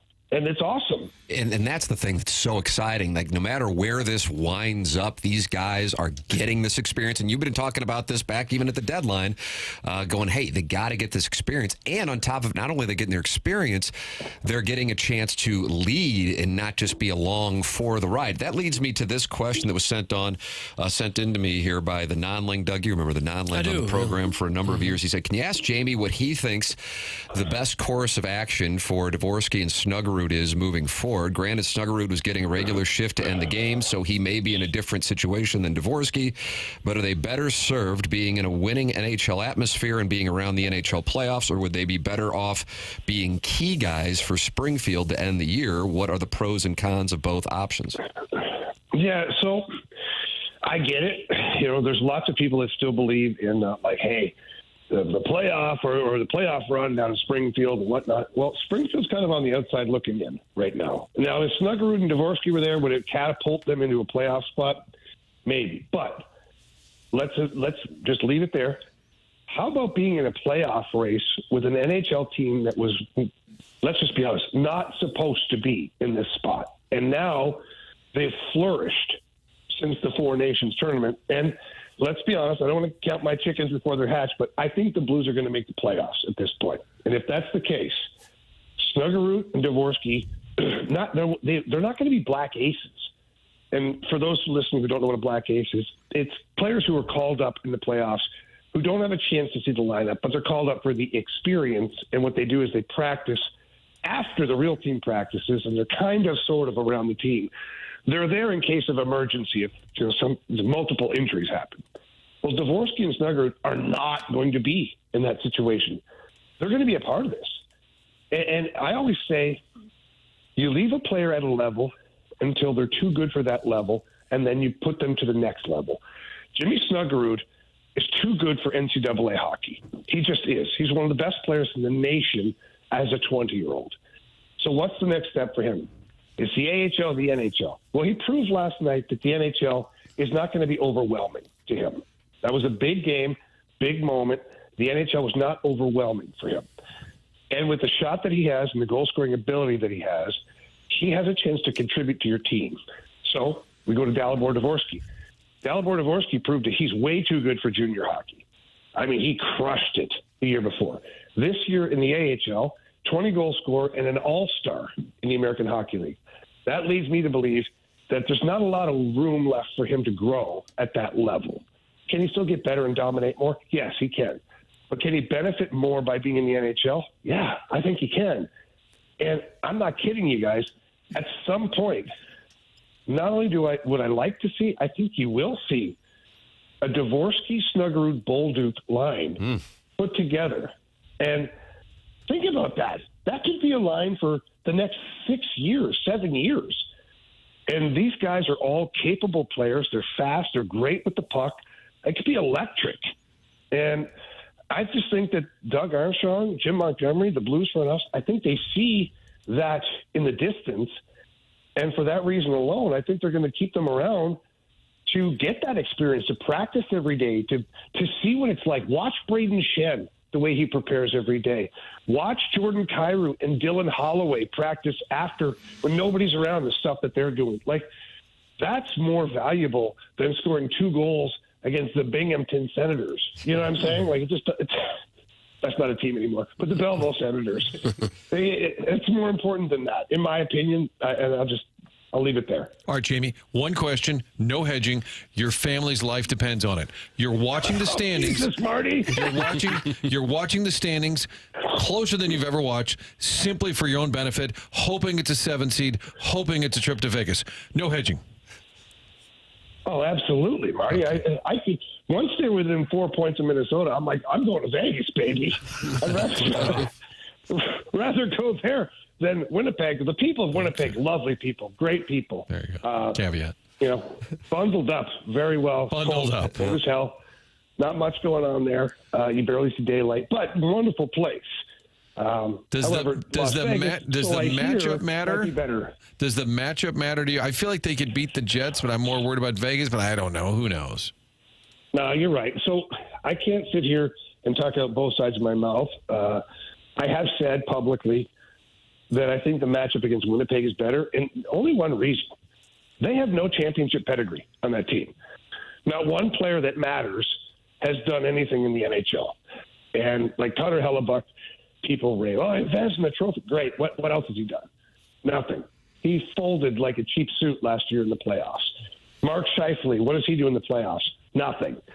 All these guys, and I think those guys, by the way, Kyle Connor, Scheifele, Hellebuck, were all part of that team in 2019 when the Blues dismantled them. So do I think that there's some mental warfare that could happen there? Yes, I do. Because Vegas still has a lot of championship pedigree on that team. A lot of guys left over from their Stanley Cup championship. Big-ass defensemen, oak trees in the middle of the ice. But who have we played in this run that we fear? Like every team, the Colorado Avalanche are a better team than the Las Vegas Golden Knights. They might be the best team I've seen all year. The last game they played against Colorado. That's an unbelievable team, and the Blues found a way to win. So from that moment on, I was like, I don't care who they play. And if that's the case, give me Vegas, baby. There it is, the official recommendation. Real just fun fact for no and tell here. I mean, the Blues are only 5 back of the Avalanche now. That of course would mean Dallas. Yeah, don't do that. Comes into play. And Dallas, strangely, is of course always monitoring the betting lines. Jamie is the favorite to win the Stanley Cup, even though of course there are other teams with more points. So that is live. It's of course highly unlikely, but I mean this whole damn thing over the last month has been highly unlikely. Yes. I didn't look at that yet because right now I'm still looking at staying ahead of Minnesota in the standings. But I'm not going to say it's impossible because, like you said, like this whole run has been kind of crazy. But I do know that the Avalanche are one hell of a team. It's going to be tough to catch them. But the Blues this year have confused everybody. So why not throw one more wrench in the mix and put Colorado in the mix as far as a team we can catch? You think it's deflating at all for the teams trying to catch the Blues now? The Wild, the Flames, the Canucks, Utah, when they look up and see the Blues haven't lost a game in 3 weeks, it's got to be a little bit deflating for them, isn't it? Yeah, Doug. I hope they're crying themselves to sleep every night. I bet they are. Yeah. It is frustrating though. Imagine it's kind of like the quicksand, right? The harder you fight, the more you sink. And that's what's happening right now to those teams, to Calgary and Vancouver in particular, where the harder they play or the better they play. And Calgary, I'll isolate them first. That's a team that has played really hard. And they do remind me a lot of this team here in St. Louis. They got a lot of guys who play that blue-collar style, that team-first mentality, all that stuff. But the Blues don't lose. So it's like, what the hell are you going to do? And the Flames lose one last night in Utah, and now they're like buried because of it. And they had been pulling off comeback wins left and right recently, just hanging on. They got the games in hand, boys, but I just don't think it matters. At some point, you crack a little bit. When you stub your toe like the Flames did last night, it just increases that gap. And when you got a team like the Blues that are on an absolute heater, you just feel like there's nothing, that you just can't do anything that works. And on top of it, the manner with which they've done it, in particular, the last couple of games. I mean, that Red Wings team, I know you know it, Jamie, but they're fighting for their lives to try to get that second wild card spot in the East. That 1 point that they lost really mattered to them. And, of course, the Blues wanted to keep the streak going. And they get to go up against the team tomorrow night, Sidney Crosby, and the team that is actually the one they lost to last. That strange game against Pittsburgh a few weeks ago. That's who they will see tomorrow night as they try to tie the franchise record with 11 straight wins. Blues and Penguins here on 101 ESPN. Pregame 6 p.m. Puck drop 7 p.m. tomorrow night. Jamie, always enjoy the conversation every Wednesday, man. Great call last night as well, and we'll look forward to talking again next week. All right, guys. Thanks a lot, man. You guys have a great day. Thank you. Nice. It's Jamie Rivers with us here on the Collier and Thompson phone line. Speaking of which, he is going to be participating in the festivities on Friday night. The Puck Cancer Second Shift charity hockey game is this Friday at Centene Community Ice Center. You can tune in this Friday afternoon to hear the Fast Lane broadcasting live before the game from 2 to 6 at the E&B Granite Studio. Tickets are on sale now for the second annual Puck Cancer Second Shift alumni game. See the Blues alumni face off against the Blackhawks alumni, and that will include Jamie Rivers, in a rivalry game in support of Siteman Cancer Center and the V Foundation for Cancer Research. Grab your tickets now for the game this Friday night to support those two great organizations, and then tune in pregame this Friday afternoon for the Fast Lane live from the E&B Granite Studio at Centene. You can watch the program and participate in the Michelob Ultra YouTube chat. That's youtube.com/TMA STL, where 300 friends have gathered this morning, including the TMA remote lamp, who says, Timmy looks like a little snack today. Do I look like more of a snack today? I don't think so, no. You've got a sweatshirt. It's kind of like, this is outerwear. Would you call it outerwear? Kind of a dressy I have sweat. a lunch. I mean, it's, you know. Well, how was the luncheon? How was the Mizzou event? You know, Chairman Kurt asked me that during the last commercial break. It was really wonderful. I let the audience know that if they want information, ask Gabe.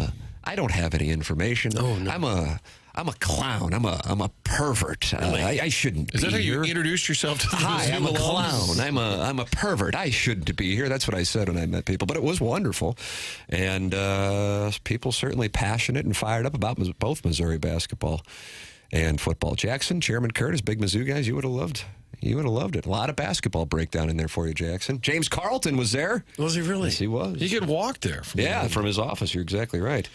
He's online at carltoninsurance.net, and then you can call him at 314-961-4800, or you can just show up to the Mizzou Quarterback Club of St. Louis and see him there. That's James Carlton. He's been my insurance agent for the last 6 years.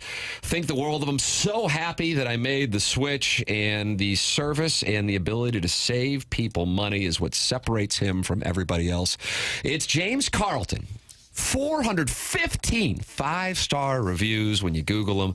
And there's a reason for that. The service he provides along with his staff in Webster Groves. It's James Carlton. Call. You're going to talk to somebody who is right here in the St. Louis area right now, not a 1-800 outpost. 314-961-4800, or go online at carltoninsurance.net. Tim McKernan, Doug Vaughn, Martin Kilcoyne, Jackson Burkett, Chairman Kurt with you. The program is TMA. It's presented to you by Brown and Crouppen on 101 ESPN and the TMA STL YouTube channel.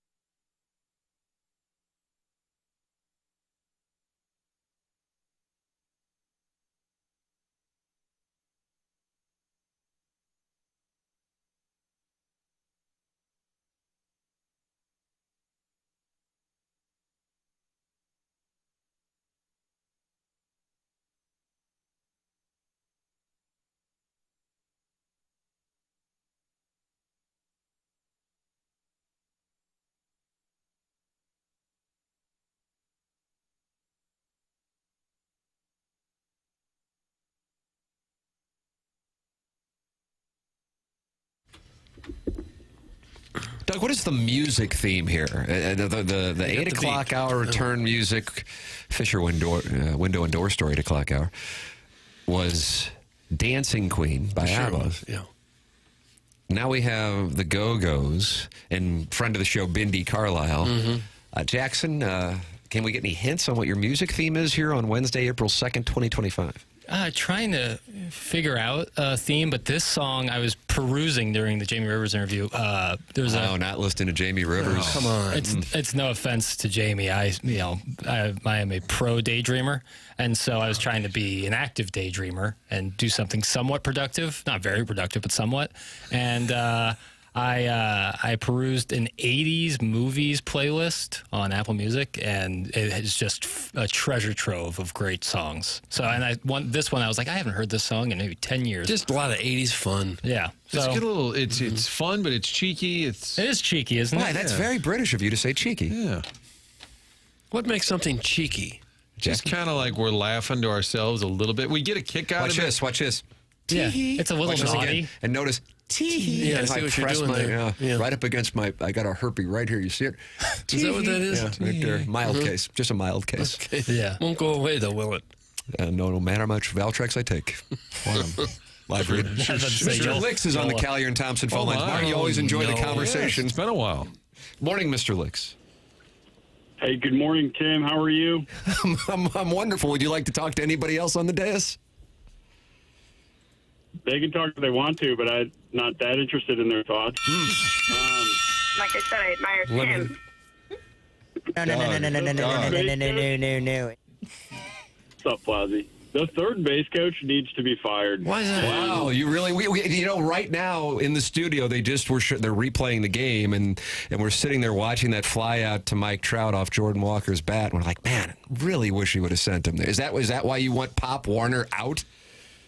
Yeah, Pop needs to go. I was at the game. The whole crowd, all 13 of us, were chanting, like, send him. As the ball was going out to the right to Trout, I don't care if it's Trout. You got to sense the bottom of the 10th home game. Don't be a little B. Like, just send him. Who cares? You lose one game on that, big deal. You're going to lose like 80 games this year. So who cares if you lose this one on a close play? It was tied. Is it possible he did send him and Donovan got about a third of the way down and said, no, that's not going to work. I'm going back. Are you serious, Doug? Did you watch the game? I did watch the game. No, Sometimes the player says, I'm not going to make it. We were watching very closely. That was not the case. He called him back. Maybe they should hire Wendell Kim. Remember the Cubs third base coach? They called him Windmill. I like that. He sent everybody. I like that. Brendan Donnie, that boy is scrappy. He is scrappy. Well, is that the extent of your call? No, Mason Wynn needs to go to AAA. Don't ever let him play again. Him and Pop Warner will not be at today's day game. Hey, is there anything sexier than Minwoo Lee winning a PGA tournament while Doug, wearing anything Lululemon? sexier than Minwoo Lee? Yeah, I could think of some things. No, it's How fun. impossible. Now, why would you say that? You like a gentleman in a peach fuzz mustache? I do, especially Minwoo Lee. The whole let him cook thing. I bet Jackson loves that too. It's so great. I'm not up on that. I might have been checked out. Are you once again listening to 80s music while we have a guest on? No. I'm listening to Mr. Licks here. So you listen to Mr. Licks, just not Jamie Rivers. Interesting, Martin. Yeah. Well, there might be a moment where I might be brought into a Mr. Licks call. It would be pretty weird if I was brought into a Jamie Rivers call. Well, no, Jackson, I will say I'm so annoyed by that guy in White Lotus. Is it Joshua Isaacs? That's a Josh Isaacs. No. Jonathan Isaacs. And he, of course, is a British gentleman playing the role of an American from North Carolina with a southern dialect that he's really battling. Yeah, he hasn't talked really in like 5 episodes. Mostly just drools. Just popping the lorazepam. That's right. Well, I'll skip. I don't want to get into White Lotus right now, but there are two things that I do want to mention before I go. So one, I want to quickly apologize to the listening audience for this call having to be in the. Hey, Martin. Yes. How's it going, man? Just get on with it. Oh no, Doug's now after him. Hey, so just for having to be in the middle of this war between myself and the wacko, it's not, it's not fun for them. It's not their fault that a sad little man in South County is just obsessed with texting in about me. He's from Orson Woods.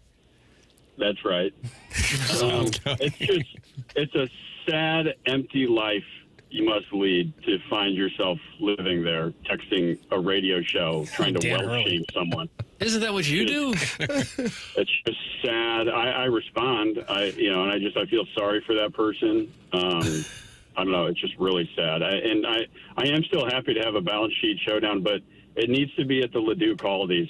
Doug, the Ladue Caldies is where the balance sheet showdown has to happen. You don't want it to happen at the Starbucks in Clayton and Lindbergh Road? No. That's a Gretzky vehicle. Not cool anymore. Licks, where'd you sit last night, Licks? We sat in the green seats. It was nice. Of course you did. Sure you did. You didn't. Yeah, you didn't. You think everyone who lives in South County is a sad person? Oh no! Clip that off. Just this specific gentleman. That if let me give you an example, Doug. Okay, if you're at his house and he's like, "All right, let's break out the good stuff," he'll bring out a bottle of Josh. A bottle of Josh. I don't get it. So that's one thing. I invite him to call these whenever he wants. Just let me know. And then the second thing I will say real quick, Tim, one of the things I've always admired you for are your golf takes. And I haven't heard you break down aim point before. And I've seen players on the tour literally aim point a 2-foot putt. And it grinds my gears. I think that's what Minwoo Lee was ridiculing as he, hit his final putt to win the tournament. He was. I feel like I'm losing a lot of the audience here, but there's a lot of things. It happened a while back. Not now. I like to ridicule, and that's one of them. And I kind of want to hear your thoughts on aim point. Doug, would you like my thoughts on aim point and the putting? If they're brief, I guess. I also think it's a waste of time, and I don't think you will see it out on golf courses on the PGA Tour in the next 3 years. That's my guess. I think it's a fad. Really? Yeah. I like to hear that because it annoys me. One quick pointer for if you could wrap it up, it'd be appreciated. It seems like dads in St. Charles, no matter where they go, they always have like a mini cooler of Busch Light with them. All of them? It could be their kid's volleyball game at 10 a.m. on a Saturday, and they're sitting there with like a little side cooler. I don't know if that's like a cultural thing or cultural I don't know what thing. that is. What culture would it be? As soon as you cross the Missouri River, you must have beer at all times. And it now has wheels and a handle. Like, you can't even carry it anymore. Yeah, you walk through a Veta, and no matter what time of day, there's a dad with a cooler of Busch Light. And I don't know. It just seems like a little over the top. But hey, to each their own. Hey, Doug, I'll send in some pics of the game last night. To prove that you were in the green seats. Yeah, do that. Yeah. Okay. Yeah, I'm sure you'll enjoy that. Sam, have a good day. Thank you, everybody. Yep. Bye. Tim, have a good day. Okay, putting down. Okay. And I apologize. It's Jason Isaac as the star. Jonathan Isaac, of course, power forward for the Orlando Magic. Yeah, that's right. He is a power forward for the Magic, Doug. You like them this year, don't you? There's some power forwards on that White Lotus. if they hit their shots and stay healthy and play some defense. Boy, that call, Martin, not playing particularly well in the Air Comfort Service text inbox. I was texting in. You were texting in? Guys, let's see. Just tuned in. And I'm like, what the F? That's from the 314. Now he does have support. LL Cool L. Ladies love cool licks. He's a polarizing caller. Some people love him. Chairman Kurt is a big Mr. Licks guy. Some people absolutely hate him. Treat the caller like a kitten and put him in a burlap sack and throw him into a lake? Is that what happens to kittens? That's from the 703. Is that Chi-Town? Do you need to call somebody for that text? It's a little concerning. What goes on? Treating like a cat. I am a mandated reporter, so Sure is. tell you forever. Yeah. I enjoyed Warson Woods being considered South County. Mr. Licks has the best calls, second only to the GOAT caller, Adam. And Doug, Mr. Licks has sent in images from the green seats for last night's festivities. Of him there or just the green seats? I don't know if you have the text inbox up, but here is the image. It does appear to be kind of right behind home plate, too. So if you're watching the game, you can see that Licks. Well, he probably snuck down there, got a picture, or stole someone else's picture from there.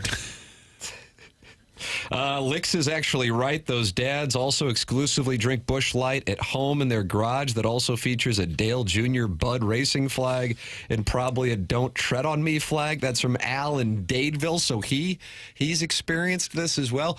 Speaking of which, Jackson, I know Al in Dadeville was one of the finalists for the TMA Listener of the Month. Yeah.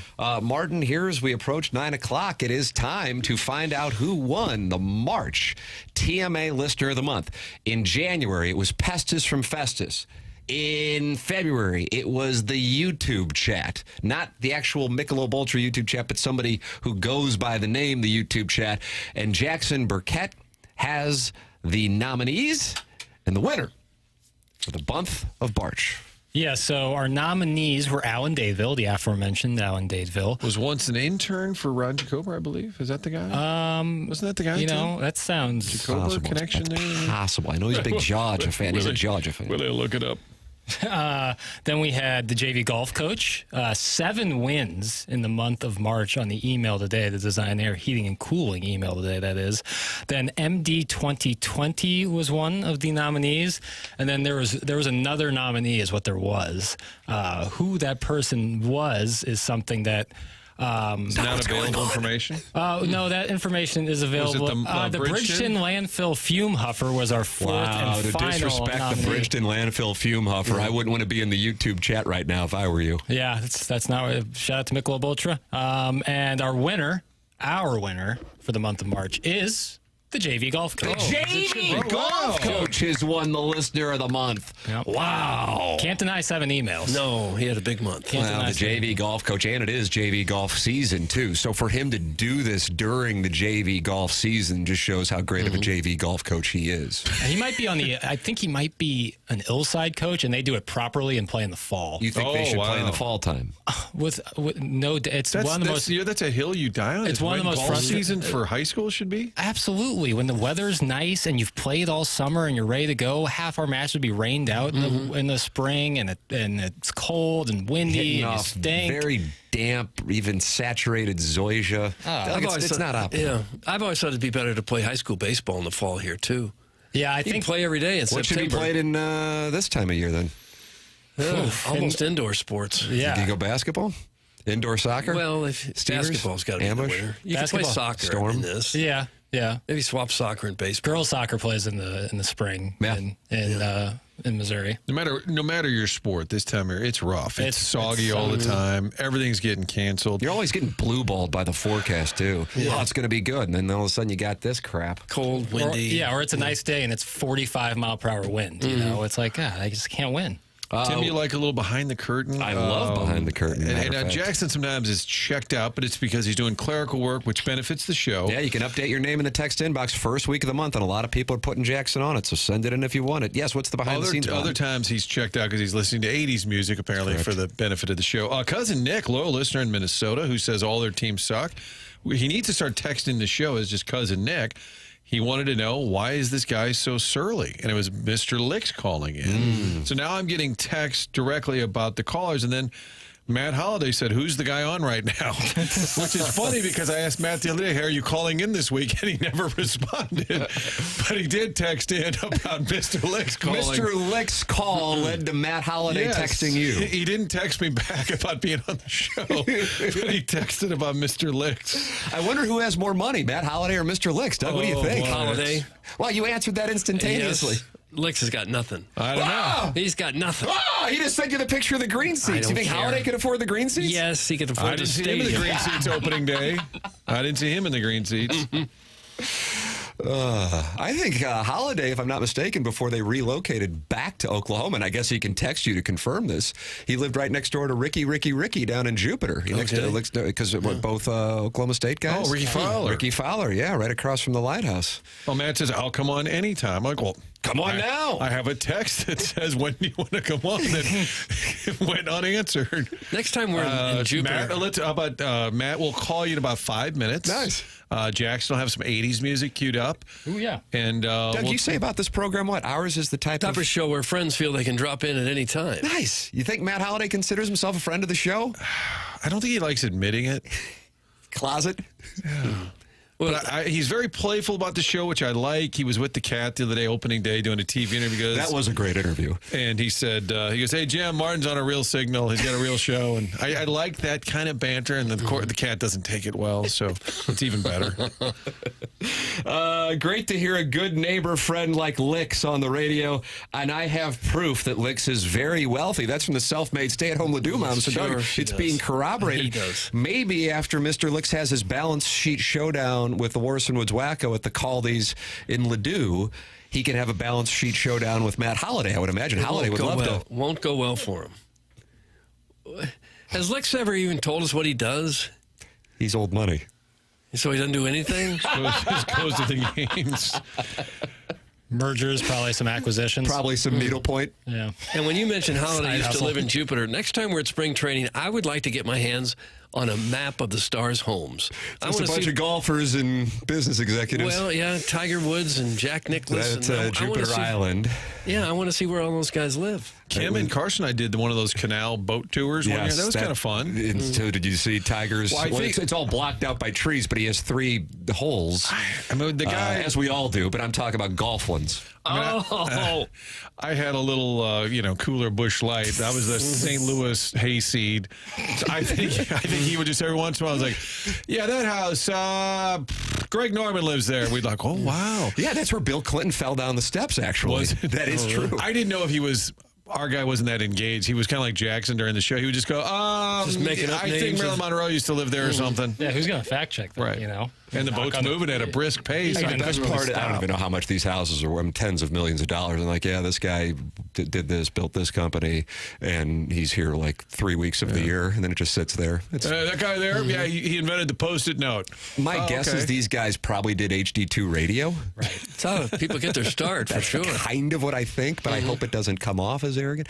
You're welcome to participate in the program like Mr. Licks. That was met with 50% raves, 50% hate. Texts coming in. Matt Holliday, 5-minute works. We better get to break. We got Matt the Bat coming up. All right. Jamie Rivers in the 8 o'clock hour. Now Matt Holliday, because ours is the type of, hold on a second, show where friends feel they can drop in at any time. I guess that means he's in. Let's see if he'll Matt knew we had nothing. Once he heard that call. We've had nothing for 2 decades. And Jackson actually does have some good audio, though. I will say that I'm anxious to hear. Doug Armstrong was on Spittin Chiclets yesterday. I've heard it was a great podcast interview. I'm looking forward to listening to it today. He's got a couple clips from that. And then Mike Trout raving about playing in St. Louis. Well, that was on the 2 Fox. And that was your guy. Yeah. Jackson just was looking it up he goes, oh, where'd this come from? I thought it came from L.A. And I'm like, I don't know why somebody in L.A. would ask him about that, but it was your guy. 2 of my colleagues were down there. Kevin Ryan's and then Joey Schneider, who does a lot of our digital work. Yeah, they were both down there, and I guess they had put in a request. You have to request 24 hours in advance to talk to Mike Trout. Oh, wow. And Chaim Bloom is on 8 months in advance. I planted a seed for us in Jupiter. That's going to take a little bit. But I also think that could be an out. Like if you walk into the Angels Club like at 24 hours and then it's just done, credit our digital web guy who said, okay, I'll be back tomorrow. Sharp play. And they said he was great. Oh, God bless. Can't wait to hear that audio. All right, we got that coming up for you as well. Plus the Design Air Heating and Cooling email the day. The morning after at InsideSTL.com. Doug, would you like to tell people about Design Air?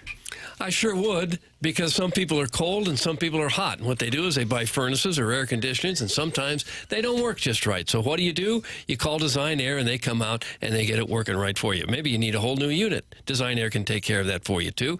They've been in business now since 1904, served over 10,000 customers in St. Louis. It is a 4th-generation business headed up by Seth Goldcamp. He's got a marvelous staff of technicians who will come out to your home and make sure that your furnace or air conditioner conditioning are working just as they're supposed to. Never try to upsell you. They give you exactly what you need. That's how they train their employees, and they take that reputation very seriously. So you know when a Design Air technician comes to your home, he's going to have all kinds of experience, and he's going to do you right, as they've done in my home on several occasions. Their website, easy to navigate with the convenience of online scheduling. So for all of your heating and cooling needs, choose Design Air Heating and Cooling. You can find them online at designairservice.com. There it is. Send your emails in the morning after at InsideSTL.com. That is coming your way at 10:50. We got all kinds of fun with audio. Doug Armstrong on Spittin Chiclets. Mike Trout on the 2 Fox talking about what it's like to play in St. Louis. He's only done it a handful of times, but raving about St. Louis.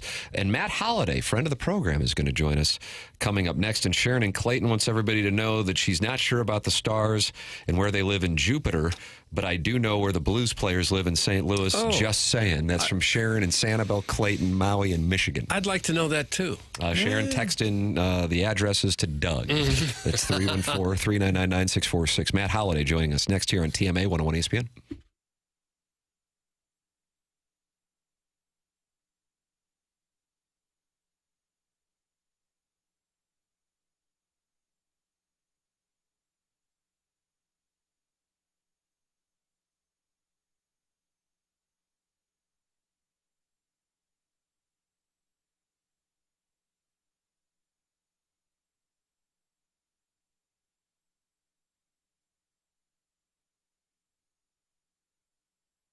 Oh, Jackson, let's call it Snooks. I call it Schnooks. It is Schnooks. Your neighborhood. Oh, we got so many inside jokes. We just don't have time. It's your neighborhood friendly grocery store, and if you get the Schnooks Rewards app, you can save money every time you go to the grocery store. On top of that, the Rewards app will help you find items. If you Lock in.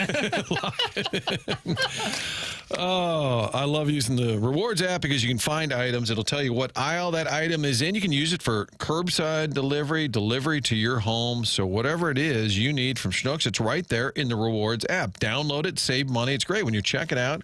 Get your final tally there, and they'll say, do you want to use your rewards? And they'll tell you if you got $10, $20, whatever it is, it's there for you to use, but it's also there to help out. There are double points days, a lot of alerts in there. So whatever you need, it's right there in the app.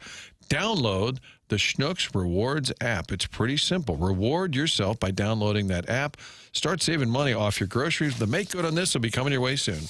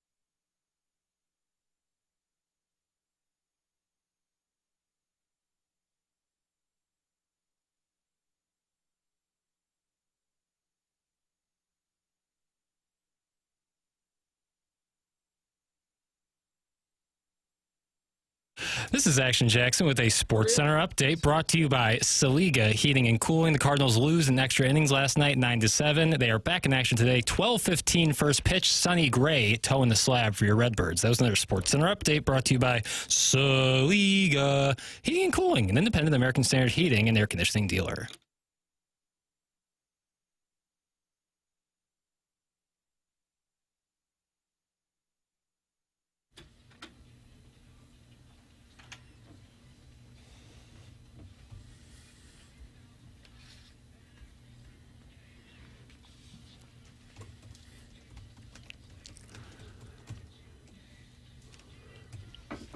Well, this gets you fired up, doesn't it? I'm ready to play. I'd run through a brick wall right now for I like when Holly. they flip shine and rain, like to get the rhyme going. Yeah, I like that. I think that's creative. Matt Holliday is going to join us here in the Mark Hanna Evergreen Wealth Strategies 9 o'clock hour. He was listening to the program, did not respond to Martin's text earlier in the week to see if he would be interested in coming on, but heard Mr. Lix's call, texted Martin, wanted to know who is this fine gentleman, is what I assume he wrote. And how can we get him off the air? And Mr. Lix wants you to know, Doug, that in addition to his picture from the green seats at last night's Cardinals-Angels game, my in-laws actually just gifted me a new needlepoint belt this week for my birthday. Would love for Doug to take it off one night. Okay. So there is what's going on here on this program. So obviously a lot. Jamie Rivers with us in the 8 o'clock hour, and you go back and podcast it via the Schaefer Door Company podcast.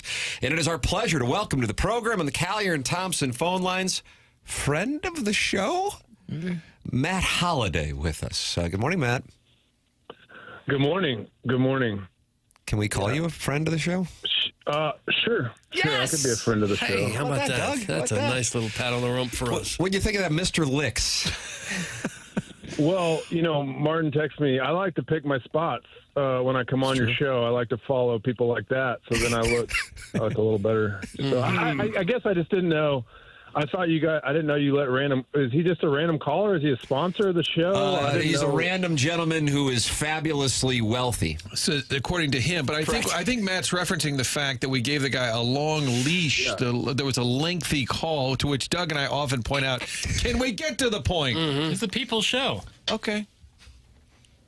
So he's just a caller. Okay, I got it. He's just Matt was a sponsor that we were forced to keep on the air. So you're in the 2-hole. The skipper liked a little thunder in the 2-hole. Did you ever hit second? I did. I hit second for a while in 2010. So. I got off to a little bit of a slow start. He put me in the 2-hole in front of Albert, and I hit really well there. And then he moved me back behind Albert as soon as I got hot. So I hit there a few times. Does that ever matter to guys? Does that get in guys' heads? They like certain spots in the lineup? Yeah, I think they do. I mean, I think guys feel more comfortable. If you hit in the first 3, you're guaranteed to hit in the first inning. A lot of guys, they want to hit in the first inning. But yeah, I mean, I think it's. I think back in, I think nowadays it's there's a lot more. I think they hit different places. Back then, sort of typecast where you had speed at the top, and then you had your best hitter usually hit third. Where now a lot of times they hit the best hitter second, and then it's kind of changed based on some of the analytics of how they construct the lineup as opposed to maybe 10 or 12 years ago. Tim, you hit 12th at SLU? Is that what? Wow, no, I got cut. That was Little League when everyone had to bat. This is unfortunate. We have so many dump buttons here. Matt, did you see Goldschmidt's hitting leadoff for the Yankees? Now that, to me, I can't wrap my head around that. Yeah, I mean, again, I think that they're trying to get the best hitters to the plate the most times in a game. So I think if you feel like Judge is hitting second and you want Bellinger as a lefty hitting behind him, and you want Goldie to hit, in the first inning, then you bet. I just don't think that as we think about lineups, maybe the construction of a lineup now is looked at just a whole lot different. So after the first inning, I mean, I guess what does it matter? So I think it's just looked at differently. Does it crush a gentleman's spirits when he gets hit in the 9th spot? There was a while. You taking a shot? When LaRussa was batting the pitcher 8th. Remember when he did that for a while and a position player would have to bat 9th? That has to be soul crushing. Nowadays it's fine. I think it's with 9 hitters, and it's. I asked Jackson, my son, occasionally. They get the lineup the night before. I said, "Who? Where are you hitting?" The old saying is behind the whole damn team. So when you're batting 9th, so he's worked his way up to 7 a few times already. So no, I think the one that stings a little is when the pitcher hits 8th. Yeah. Back in the day when Tony would do that's got to sting a little. Yeah, that'll send a message. By the way, Jackson is off to, at least from what I'm seeing, you, of course, I'm sure, watching, a hell of a start for the Orioles. And I'm curious, is he going to go torpedo batting, do you think? It's funny, this whole torpedo thing's gotten a lot of play, but a lot of these analytics guys have been tinkering with the bats and where to place the weight and trying to move the sweet spot around a little bit. They can do it without making it look like a torpedo, as pronounced as it is, in some of these late stories that everybody's talking about, that they've been moving the sweet spot. And they sent Jackson actually a couple bats this offseason that had moved the sweet spot down a little bit to try to feel it with the same effect of the torpedo bat, is taking the weight off the end and putting it closer to the hands. I think it's like anything else. We've always changed models, and different guys prefer a different feel of the handle or the size of the barrel. So I think this is just a little bit similar to that, other than it looks funny, and the Yankees got off to an amazing start, so everybody's talking about it. Matt, other than the cat running you down in the bowels of Busch Stadium, how was your opening day experience? Yeah, outside of the rain delay and having to talk to Jim, it was solid. You opted for better guests, which I appreciate. Oh, really? No, Martin picked somebody over you? What happened here, Tim man? likes going behind the curtain. I do. So they have this is a true story. The Red Jackets are all in the media room, and the door is closed. And the Cardinals' great staff, I think Joe Pfeiffer and Larry State and Carson Shipley, they're all helping out. Hey, who are you looking for? And at the time, Joe Torre's just standing in the hallway, so we're talking to him. Here comes the wizard, Ozzie Smith. I said, I'd love to talk to Holliday about opening day and, what hat is he wearing, all these great questions. And then it didn't happen for a while. I said, it's okay. I had to be somewhere. So I start walking out, and then Matt comes out, and he's like, hey, Martin, I'll be right back. And as I was leaving, I thought, God, it's kind of a jerk move by me. Because I did request him. And then he's walking with the cat towards the clubhouse. I said, it's good. Don't worry about it. And knowing you, I thought you'd be relieved. You didn't have to do it. But part of me thought, I wonder if he's kind of pissed off.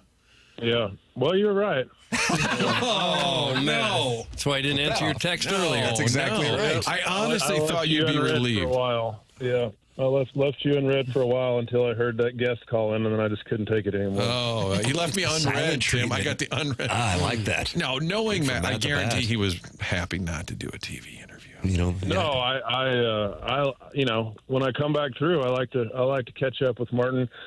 But, this time, I get it. Joe Torre, like you said, Ozzie Smith, Tony La Russa, there is way better options than me. No, I shouldn't have mentioned that. Now it's going to hurt. Now it's going to hurt more. The way I played he even named him off. I appreciate it. Oh, no. Well, you're such a prima donna. You weren't coming through. He wasn't coming through the door. What am I supposed to do? I literally ran outside when they said, hey, Martin Kilcoyne's outside requesting your interview. Yeah. I threw down everything that I owned and ran out the door, and you were packing up, headed somewhere else after you'd gotten your interviews you wanted. Which, like I said, Ozzie and Joe Torre, it's not close. I appreciate it. Oh, no. I feel like this is irreparable, Tim. Yeah. And I was even kind of a little bitch. I said, hey, do you think Tony could wear his red jacket? And they're like, we're not going to really tell Tony what to do. And then Matt comes out, and he's wearing his red jacket, and I was dying to get somebody in the red coat. With the stocking hat, sharp look, Doug. We got to protect our bald heads. That's what we got to do out there. Yeah, it wasn't warm. Yeah, it was brutal. Hey, you heard Mr. Licks bragging about his wealth. I'm sure that's something that real wealthy people do. And then that got me to talking about, because I was listening to your podcast that you did with your wife when you had Ricky Fowler on. I'm a big golf guy. So you when you were in Jupiter, I think you talked about it, how he was your neighbor, and he's an OSU guy as well. So am I correct on that? When you lived down there, you were neighbors with him, and you know Fowler pretty well? Yeah, we're really close. He lived actually neighbor. I don't know what you guys call neighbors. I remember Jim Hayes used to say we were neighbors because he lived like 6 neighborhoods over. He did like to say that. That is accurate. Yeah.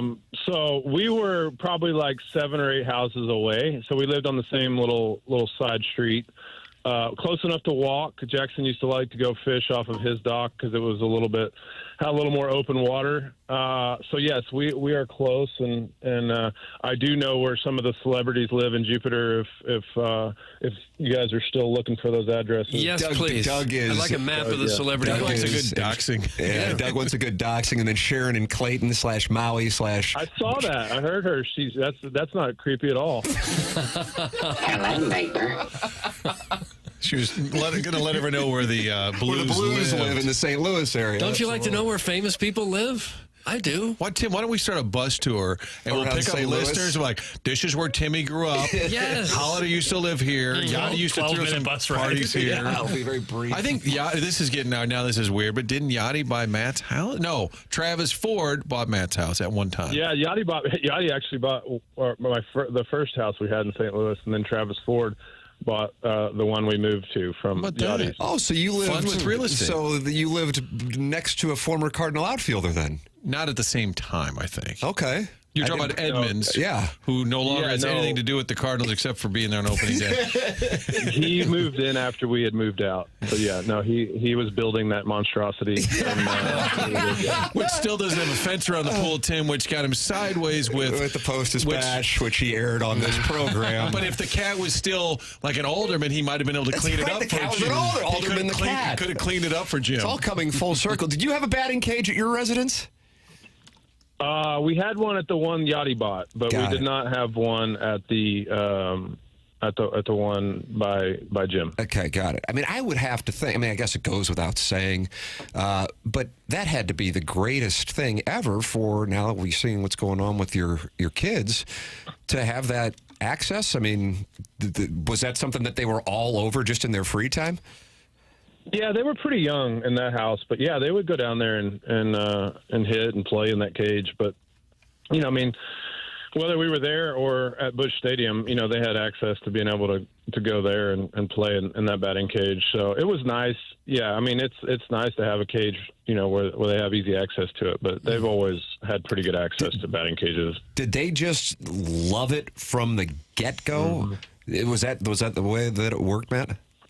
Yeah, I mean, I think that, every kid, for the most part wants to be, with their dad and around their dad. Their dad was, got to go to work at Coors Field and then Busch Stadium and be around some of the great baseball players of all time. And so that became, just part of their childhood and what they perceived as normal. And that's what they wanted to do. And they were there and playing on the field, and the teammates were teaching them and playing with them. And, it's just one of those things where, it was a real blessing for them because they grew to love the game and they grew to love, just that kind of environment. And so now they, that's what they, want to be when they grow up. And now, Jackson's getting to do it, and, Ethan is wanting to do it. And so now Reed, my 11-year-old, he wants to be like Jackson because he doesn't really remember my career too much, but it's just pretty cool that you get to share, sort of a passion with your kids. It's kind of like the Kachuk boys growing up at the rink, and now here they are playing professionally. Did your kids ever play other sports?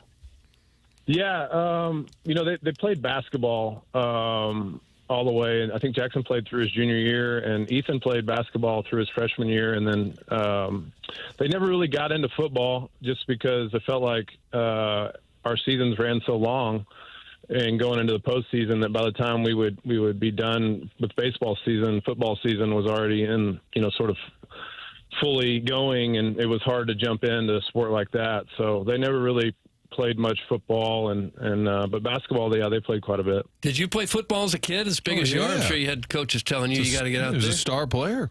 Yeah, no, I liked football. I played football, and then Ethan especially has an incredible throwing arm for football, and it kind of break my heart every time we go out in the front yard and throw the football, and he's just rifling it all over the place, and he never really played. So, yeah, I played, and I love football. I love to watch football still, and so it's they just like I said, the timing of it was weird for football. But you were going to go. Were you going to Oklahoma State? Yeah, I actually signed a football scholarship to play both sports at Oklahoma State. How about that? Did Gatorade Player of the Year at Stillwater High School. As a quarterback? Yes. Unfortunately, they ran into Jenks during the state semifinals. Oh, Doug, you remember that? Tulsa, yeah. That's Tulsa. Wow, look at you. You knew about Jenks, but you didn't know that Matt the Bat was. No, I had two nieces that went to Jenks High School Oh, in no. Tulsa. Well, Matt's still sideways with them over the 63-0 loss in the state semifinals. Oh, they ran it up on you. Thanks for pointing it out. Well, we're already sideways, I think. Couldn't get anything going that day, could you? That's true. Who was the coach at Oklahoma State when you signed there? Well, Les Miles was the offensive coordinator. How about that? That The Mad Hatter recruited me. Yeah, and then actually Bob Simmons was the head coach. I think he was let go a few years after that. But yeah, Coach Miles was the one that recruited me, and then he left from there, and I think he went to the NFL, and then he came back as the head coach, and then obviously went on to LSU and other places. Tim, since I'm sideways, I'd like to suck up now. Former Dallas Cowboys coach Jimmy Johnson reportedly once told Tom Holliday that his son was a couldn't-miss NFL prospect. Wow. Really? That is a good fun fact. And great kiss-ass material, too. Yeah. It's too late. It's over, Martin. No. Irreparable. God, I was actually going to propose a TV idea. Like, what if Matt and I just went to Camden and did a little TV story watching Jackson play a little pro ball? That'd be a great TV story. I don't think it's going to go over, though.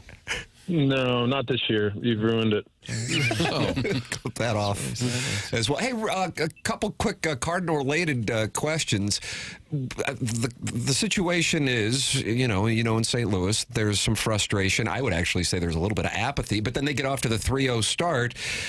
And then you got some cold weather games against the Angels, and they lose both in extra innings, and they're setting records in that ballpark for low attendance. When you're a player, the players aren't necessarily, quote, responsible for it. I don't think fans are mad at the players. I think they're frustrated with the organization. But I get a sense that these guys are kind of energized, and there's some enthusiasm there. It's unfortunate that they came up short the last couple nights. What do you think that was going on in the clubhouse, if anything, regarding seeing a lightly attended baseball game in St. Louis, which has been so rare that these have been record-setting, Matt? Yeah, I mean, I think that the crowd matters as far as like the excitement when you walk out on the field to get loose at 6:40 and or when we played 7 o'clock games or whatever, and it's you get that extra bit of like adrenaline and excitement of getting out there and playing in a big time environment every night, and for pretty much my whole time there, outside of a few games here or there, it was incredible crowds, and that gives you that extra excitement, especially when you get in the middle of the summer and you're a little bit worn down, but you get that excitement and adrenaline rush of huge crowds getting every night. But yeah, I mean, I think it's excuse me, it's sad. I mean, I think that the players do feel it when there's no attendance or little attendance, when everybody, the standard is so high in St. Louis for crowds and love of Cardinal baseball. So I think it's definitely noticed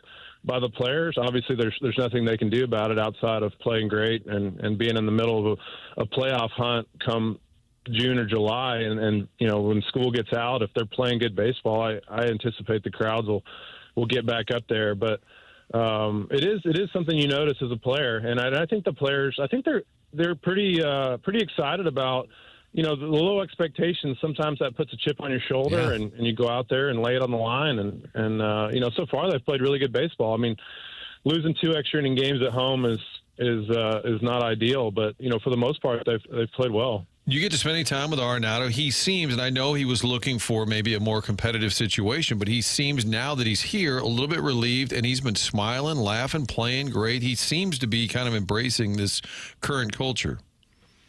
Yeah, I mean, I got to see him on opening day and spend some time with him. When you blew me off, I figured I'd go in the locker room. So Arenado and had time for Matt Holliday, but I didn't. Right. That's correct. Okay. Yeah, no, he got out of the cage, and hadn't seen him in a little while, so he got out of the cage, and we got a chance to talk for a little bit. But no, I think that the one thing about Nolan is he loves baseball, and I think that his season last year obviously wasn't up to his standards, and I think he was excited to get back to it and play better. And I think that, so like you said, you know, when you get a little bit of a sense of you don't know where you're going or if you're getting traded or, you know, you want to be traded and then you don't get traded and how you're going to handle that emotionally and mentally.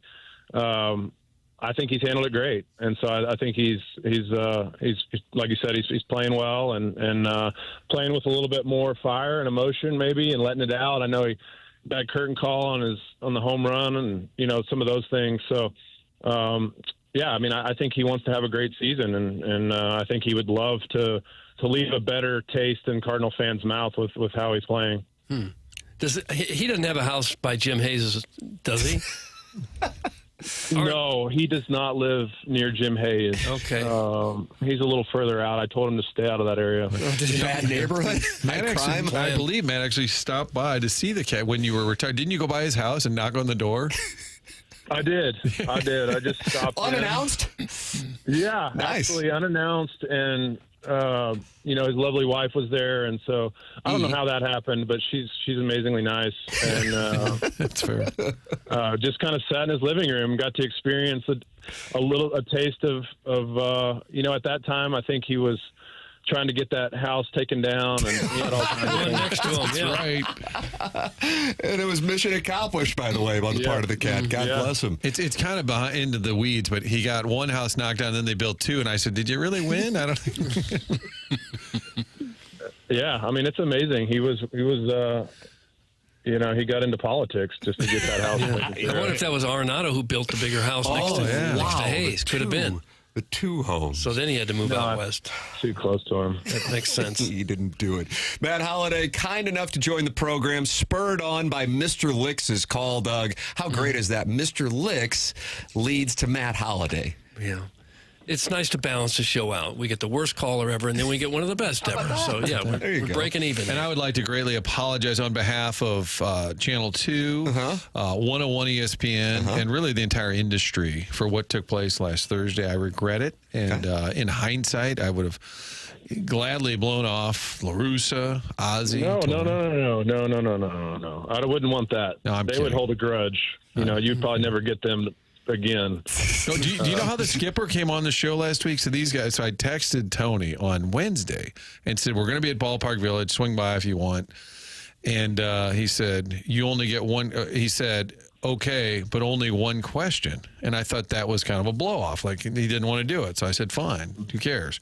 We're doing the show and Mazalek is sitting there and Tony's like, Sirius, where are you? And I said, oh, Siri, he said, I'm coming by, but he wanted me to ask him. He has a new pet charity. It's no longer ARF. And he was saying, I need you to bring that up. So I totally misread the situation. So you jacked that one up, too. Yeah. It's been a rough week. I'm going to go to onboarding Tim today, and I'm just going to learn how to read people. You'll grow from it. It's not going. Maybe some time away. Well. Matt the Bat, always good to talk it over with you. Thank you so much for joining the program. Yeah, thanks for having me on, and I will wait and listen for another call before I text back and come back on. Matt signal? We got a Matt signal. Yeah, we got caller Adam. Maybe you'll get Matt Holliday to call in next time. Thank you, Matt. Okay, guys. There he is. That's Matt Holliday with us on the Callier and Thompson phone lines. He's sideways with Martin. I think maybe a little bit. I have to tell you, I walked away. It was really awkward because we had packed up. Such a tough spot. Well, we had packed up the gear, and we'd been in that hallway for a long time. And I saw Edmonds walk by, but he had already texted the day before that he's done with media, so I knew not to bother him. And we were going upstairs, and it was just kind of, it was time to go, and we're packed up and we're leaving. And then I see Matt come out with the cat to go do their interview. And he did turn. Matt said, Martin, I'll be right back. And I said, we're all good. Don't worry. And I thought, but I thought he would be relieved. Like he didn't want, I was assuming he didn't want to do it. It's hard to tell with people that have been interviewed 20,000 times in their life.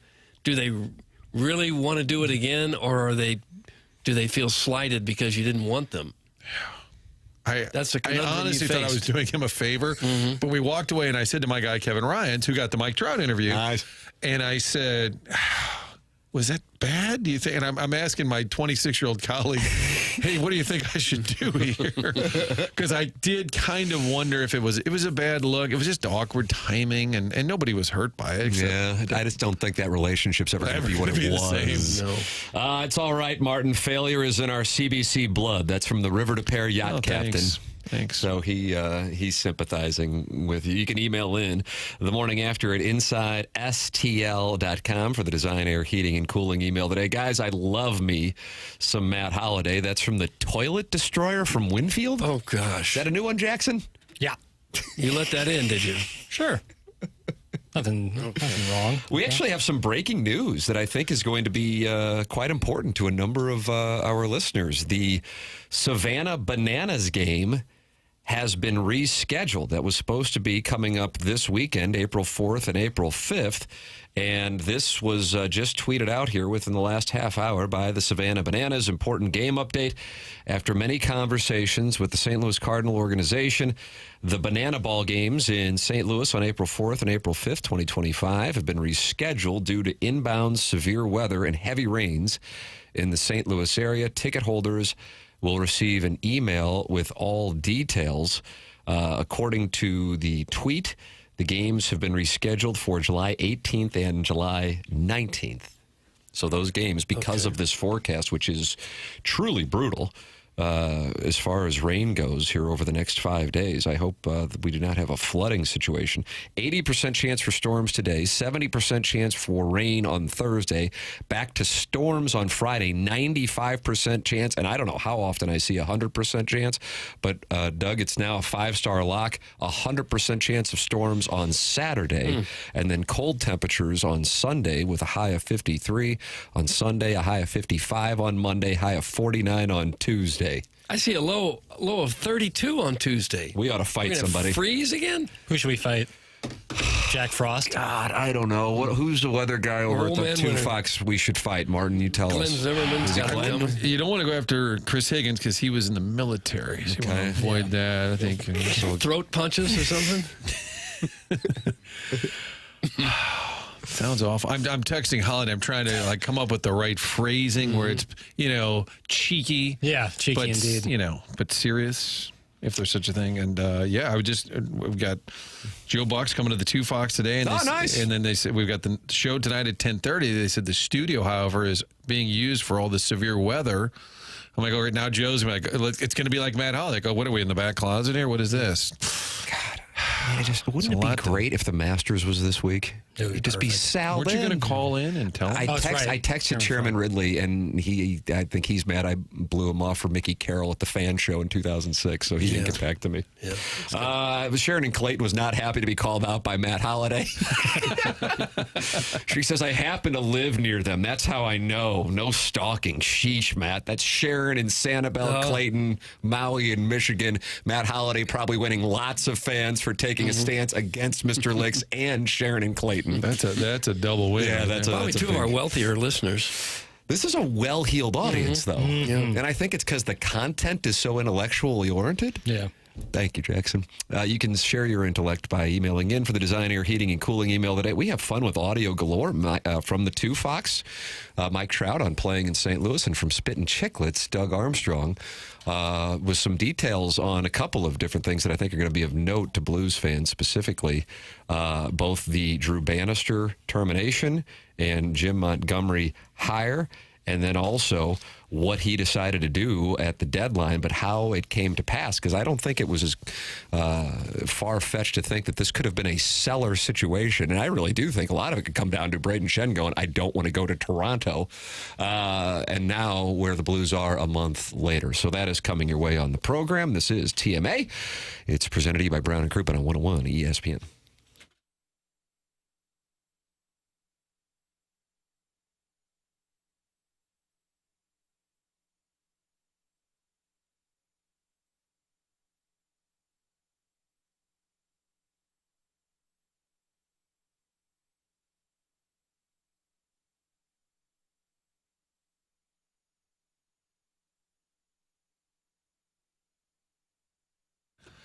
St. Louis, did you know that the zoo cares for about 12,000 animals? That represents nearly 450 species. St. Louis Zoo's impact on wildlife and conservation is significant. That's why Together Credit Union has partnered with the St. Louis Zoo to offer the exclusive St. Louis Zoo debit card. The St. Louis Zoo debit card rounds up the change from your transactions, donating the money back to the St. Louis Zoo. Those donations help further the zoo's mission of animal care and management, wildlife conservation. In addition to that, you've got the debit card. You're going to get some special perks, discounts, attraction tickets, parking perks, and more.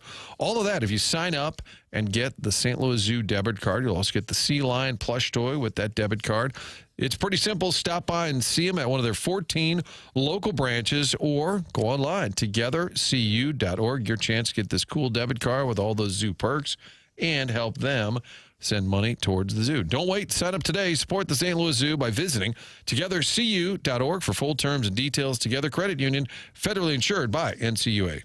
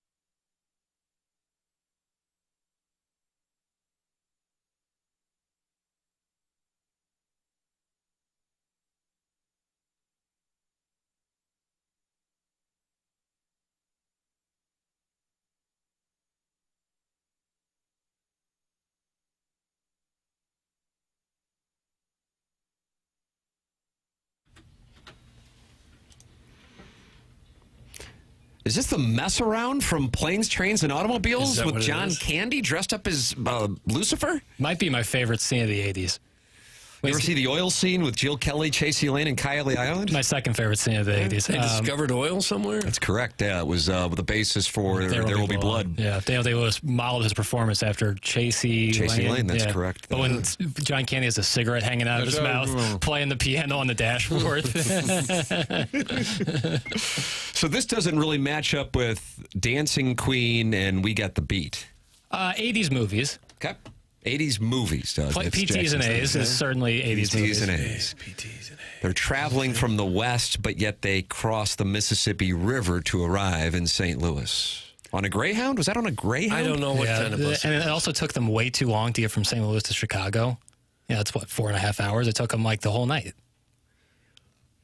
Traffic. Maybe they stopped at the Pig Hip. Well, they did go. They did go the wrong direction, so that is fair. A little out of their time. I'll take a detour. We have been joined today by Jamie Rivers on the Blues' 10th straight win last night, and Matt Holliday with us. And Martin, you were attempting to book him on the program earlier in the week, and it was Mr. Lick's call that led to Matt Holliday breaking his silent treatment with you and texting, "Who is this guy?" that led to Matt Holliday's 30-minute appearance on the program. If you missed anything, you can always go back and podcast. It's a Schaefer Door podcast online at SchaeferDoor.com. Doug, you've had him out there, haven't you? That Jason Gosrow, he's a wonderful gentleman. Yeah. They're taking good care of me. They do great work, and a lot of our listeners have started working with them, and I love hearing that. With the garage door, it's one of those things that you probably don't think about until all of a sudden you hear it come crashing to the ground, and that spring breaks. Well, if and when it happens, go to SchaeferDoor.com, spelled SCHAEFER, SchaeferDoor.com, and work with Jason Gosrow. They also service commercial doors as well. So if you have a business, work with Schaefer Door Company. It's SchaeferDoor.com. They set up a number specific for TMA listeners, 636-782-3608. Schaefer Door, a CHI overhead door dealer. Jackson, we've deep teased this audio. This was from the 2 Fox, Martin. Is that what we got here with Mike Trout? Yeah, Joey Schneider, part of our digital team at fox2now.com, covers a lot of sports for us as well. And then Kevin Ryan's, Pride of Syracuse, broadcaster with us. Been with us for a couple of years. He was down there, and I said, I don't know, see if Mike Trout's talking. And he went over there with Joey, and Joey said, yeah, I put in for it yesterday. They said he was getting a haircut in the clubhouse. Somebody was giving him a haircut, and then he went out to the bench and could not have been nicer. I love coming here. I love playing here. Obviously, when Albert was here, he talked up so much about it, and to be able to play here and just experience it, and the fans are unbelievable. When I saw the schedule come out and I saw St. Louis was on the schedule, I circled it. I always love coming here. The day that I came here with Albert last time, it was awesome. The experience, like I said, the fans are unbelievable. They just enjoy a baseball game, and they appreciate, you playing hard and playing hard. And, you feel that and you see it. And like I said, every time it's on the schedule, I'm circling it because I love coming back here. How about that? Loves coming to St. Louis. My guess is he's played 3 series here. That is correct. Is that right? Well, it was the 19 series, the Albert return. The famous one. Famous one in the home run. And then he was here in 2023. I had forgotten that. He homered off Gallegos in 23. So randomly, they weren't here for. Remember, Albert was out there like, when are they ever coming? And then they came back 4 years later. There was an extended period of time, probably 5 or 6 years, where he was the absolute best player in the game. No doubt. But you didn't get to see him play much because you're out there on the West Coast all the time, unless you wanted to try to find it somewhere on cable and stay up till 11 o'clock at night. You didn't get to see him. Yeah. Yep. The Anaheim Ducks of Major League Baseball. Anaheim Ducks, and ironically, they're in Anaheim. That's correct, Martin. That is correct. No reason why that's not the reason. That's a mere coincidence. Indeed. 11-time All-Star, 3-time MVP. Philly native from Philly. Loves the Eagles. Yeah, Probably loves was the talking Eagles. to Ciani about the Eagles if I had to guess. Doesn't really have a Philly accent. He's from New Jersey. Well, I think some parts of South Jersey are basically West or East Philadelphia. And then Northwest Jersey can be, Northeast Jersey can be kind of Manhattan South. Doug, I love the baseball reference for who a player's career compares to historically. Okay. This player that he compares to most, Hall of Famer, as you would expect. I'm not all that familiar with this guy, so that would then tell you that it is before 1982. He played in the 60s and the 70s. He also has ties to Philadelphia, as that is where he played the vast majority of his career. However, he did spend a year in St. Louis. Would you like to take a guess? How about Richie Allen? Yeah, Dick Allen. There you go. Okay. Wow. Did he almost get into the Hall this year? He did get into the... He's HOF. Yeah, this year, he I did think. get in, finally. He's HOF. 2025 class. That 1 is year exactly here, right. and then the Cardinals traded him to the Dodgers for Ted Sizemore. And you like that deal. Are you kidding me? Doesn't sound like you like Sizemore that had deal. been the But rookie you of the like year. you like the Carlton deal that they did then? No. Okay, I don't understand. And then they had a great decade in the 70s because of it. He was Richie Allen at the time. Now he's Dick Allen, but at the time he had the reputation of being difficult to deal with. He's kind of a free spirit, but man, could he hit. Holy smokes. The top 5 players Mike Trout's career compares to Dick Allen, Bryce Harper, Albert Bell, Ralph Kiner, Mookie Betts. Yeah, probably all good Hall of fraternity Famers. of guys right there. Yeah. I would have thought he'd compare to better players even than those. Well, how about this? Speaking of that, at age 20, he compared to Vada Pinson. So that was his first year, small sample size theater. Then it gets real. At age 21, he compared to Frank Robinson. Age 22, Juan Soto. Age 23, 24, Mickey Mantle. Age 25, 26, Frank Robinson. Back to Mickey Mantle at 27, back to 28. At age 28, Frank Robinson. And then 29, 30, 31, Duke Snider. Then to Dick Allen. So that is... that's Mike Trout's tenure, which I'm sure Jackson can probably name somebody in the association. But as far as incredible career of the 4 major North American professional sports leagues with the least amount of postseason success, I would have to imagine if you had a graph for it, Mike Trout would have to be balling in near obscurity. the top. Balling in obscurity Shout is out the to name Chris of it. Long. How about Ted Williams? Never won a World Series. Teddy Ballgame? Hit 404 one season. Ernie Banks. How do you do? Yeah, 406, I think. 406? I thought it was 404. Rats. Well, I just... Rats. belly flopped on Probably that the one. greatest hitter of all time, Ted Williams. Be tough to argue. Just Yeah. like pure hitter. Not like power or anything. And he lost like 4 or 5 seasons in his prime fighting World War II and then the Korean War as a fighter pilot. I mean, this guy was John Wayne. Yeah. He was real-life John Wayne, the best baseball player and a military hero as a fighter pilot in World War II. Now, Doug, you have said you think Luken Baker might be the best baseball player, and he's also a delightful gentleman. And if the Cardinals are to play, good news for you, Luken Baker is in the lineup. Man's hitting 500, 600, something like that. Yeah, he needs to be in there. Yeah, so he's, I don't know if they're going to play. I mean, Martin, you were saying that the 2 Fox is preparing for some big weather today. I think it's a forecast. full... I think the text I got is that we're under a tornado watch till 4. Is it? that right? I should probably read those things accurately. We are under a tornado watch until, this is from a news manager, until 4 o'clock. And of course, I'm asking, is the studio available for me and Joe Buck? I'm not concerned with the weather. I'm concerned with my show. Right. But we are under a tornado watch. And I don't know if this was mocking said, but not sure if the studio will be available. I felt like that was putting me in my place. Maybe. A little bit. Doug, do you have the lineup in front of you? Baker's hitting third, right? Yes. Contreras and Winter in there. Right. Let's see.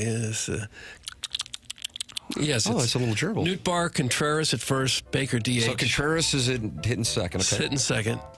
Then Baker, Arenado, Herrera, Donovan, Walker, Scott, and Wynn. Gosh, the editing on that. Abrupt. A little smoother out so I don't fall off the stool. I didn't mean to do that. Email in on Jackson's edits the morning after at InsideSTL.com for the Design, Air, Heating, and Cooling email of the day. Because the Angels aren't back and they're both off tomorrow, I think they do whatever they can to get this one in. I hate to do it. We're recording the Spread Zone.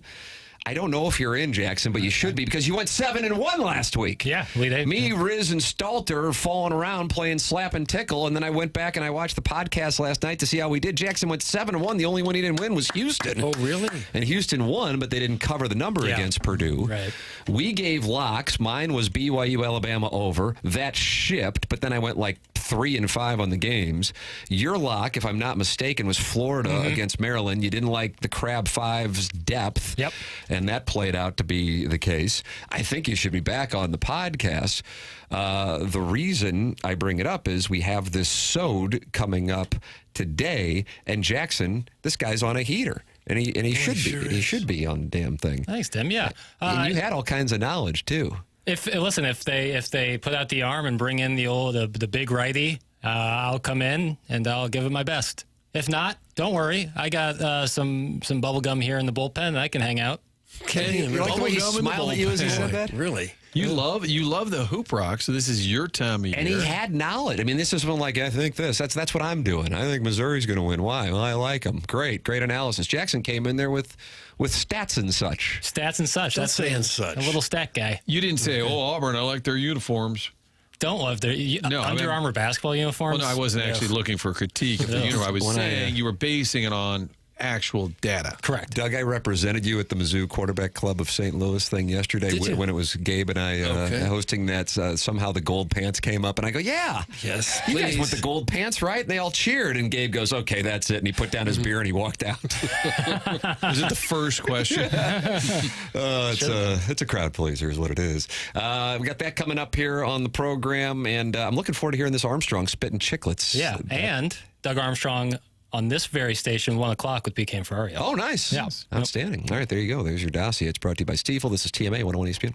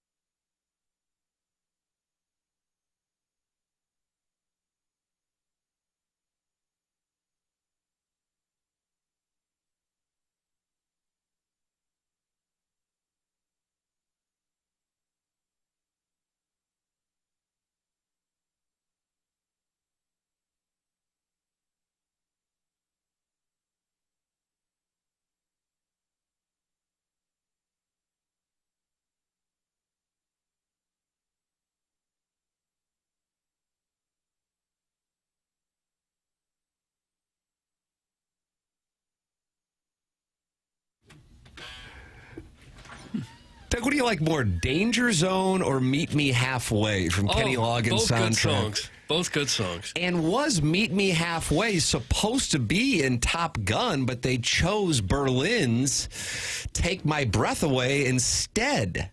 I don't know. There are people who believe that, and I think Jackson Burkett is one of them. It's a big one. Rest in peace to the great Val Kilmer. Iceman passing himself. away last night. Yeah. Val Kilmer at 66, Jackson? 65, I think. 65 years old. Yeah.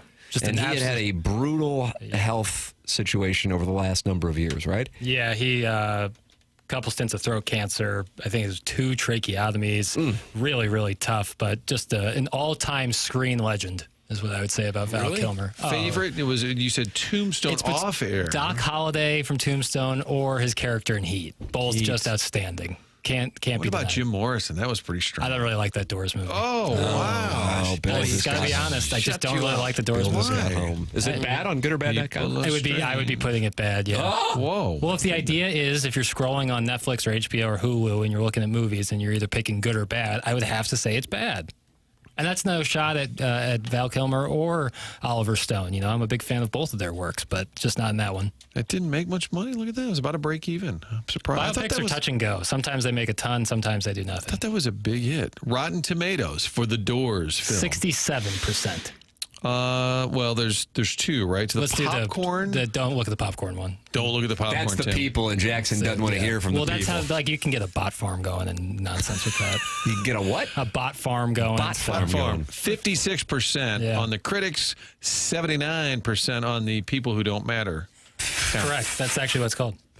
People who don't matter. The whole site doesn't matter. It's goodorbad.com only. Yeah, we just haven't launched it yet. We haven't even acquired the domain yet, as a matter of fact. Probably should go ahead and do that. Yeah, the board meetings have gotten awkward thing, lately. man. It's a Q3 thing, Doug. Why would that be a Q3? We have a company retreat that goes on throughout the summer. And also Norway. So our capital, when I saw the pro forma, was $180,000 allocated to the company retreat before we spend the $19.95 to buy the domain. I'm getting a little frustrated, I'll be honest. It's one big slush fund. It's just a huge slush fund. Well, at least you're being honest about that. I think the board will appreciate it before your dismissal. That's what I think will happen. Going public was the wrong move. Yeah, the IPO for goodorbad.com. I see in the YouTube chat, which is brought to you by Michelob Ultra, they're talking about Biggie. That puts me in a good place. And they're asking, I think it was Don Pepe, who says he's heading to Biggie's for lunch. And what are they known for? Steak Sammy. Oh, Bill. Waffle fries, if you please. Stephen Wildwood watching people get carry-out. Martin, I don't know if you've ever done that. If you pick a restaurant and just watch people get carry-out. For what purpose? Well, that's rhetorical. Right. Okay. But he would sit across the street carry out and watch people get carry out. Walk out with their brown bags, happily get in their car and drive away. He's like the Gene Steratore of takeout, just watching everyone. Waiting. Yeah. And then you go to the counter. There's a guy out there, and he just seems to be checking everyone's baggage when they're walking out. Like a hey, looks Costco. like, what'd you get, the Sammy? Yeah, good call, man. Checking Did you get receipts. fries? All right. Kind of like the copy guy in SNL. Yeah, except Rob he's a Schneider. carry-out guy. Yep, that was Chairman Stephen You get Wildwood, wings? Listener of the Year 2023. But Don PP, Tiny PP, I don't know if those are two different people or not. I still don't know. But steak sandwich would be my recommendation. And then we've had David Price, not of the Red Sox bad contract fame, but of one of the owners of Biggie's, who I see quite often because I do patronize there. And what does he talk about? The Davy? That's the sandwich named it's after because him? it's got that hot mustard. Doug, the hot mustard. Hot, like spicy hot? Yeah, I mean it's not going to burn your tongue off, but yeah, I'm a big hot mustard guy. No. Just in general, and theirs is really Like good. if I wanted to get a good one at the grocery store, where would I go? There's a horseradish mustard that is I can't remember the brand name. Boar's Head, perhaps? And it's not a boar's head, but it's in the same That's kind not of. good enough, apparently. Yeah, Tim. yeah, Boar's he's Head. a I'm great sorry. Poupon So guy. pedestrian. Effing I do guy. like Grey Poupon, but this clip that off. this horseradish mustard is really good. No calories in mustard. How'd they pull that off? There we go. It's just like Back seeds of the bottle mustard guy. seeds and water, right? That's basically what it is, isn't it? Big mustard. It's really got it figured out. Hey, Jackie, have you ever been to that Carl's Deli and gotten yourself a corned beef stacked about yay high? Yeah, you kidding me? course. You got talked down to More of a too. Pretzels guy, personally. More of a Could I be Pretzels any guy. more pedestrian? More of a Pretzels guy, but I respect it. We're exiting the Mark Hanna of Evergreen Wealth Strategies at 9 o'clock Thank hour. God. He's online at evergreenstl.com. Yeah, you had a rough one there with Matt Got Holliday. beat up by Matt Holliday, whose son is named Jackson, and then I just got dunked on for my deli take by this Jackson. Nope, it's tough. It's a tough time. Mark Hanna's with Evergreen Wealth Strategies, online at evergreenstl.com, where you can call 314-889-0503. Just as an individual, I can't say enough good things about Mark Hanna. Getting to know him here over the last 8 years since he started sponsoring my podcast. Then he got on board with TMA as well. And in addition to that, if you want a financial advisor, which I would recommend just in general, I don't know if you can do better than somebody with the character and the passion for the industry than Mark Hanna. Call him at 314-889-0503 or go online at evergreenstl.com. That's Mark Hanna, Evergreen Wealth Strategies. We're going to have the Doug Armstrong audio from Spittin Chiclets coming up on the other side of the break. This is TMA 101 ESPN.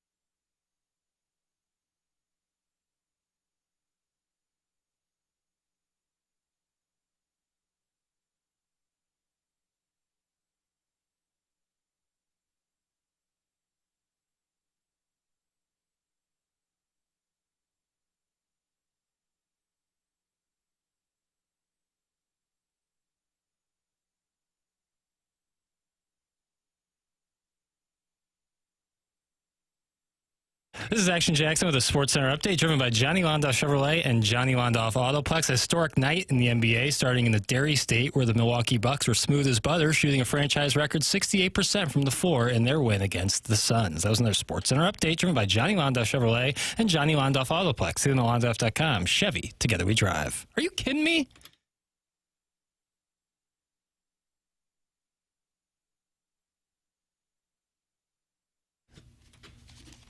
Caddyshack.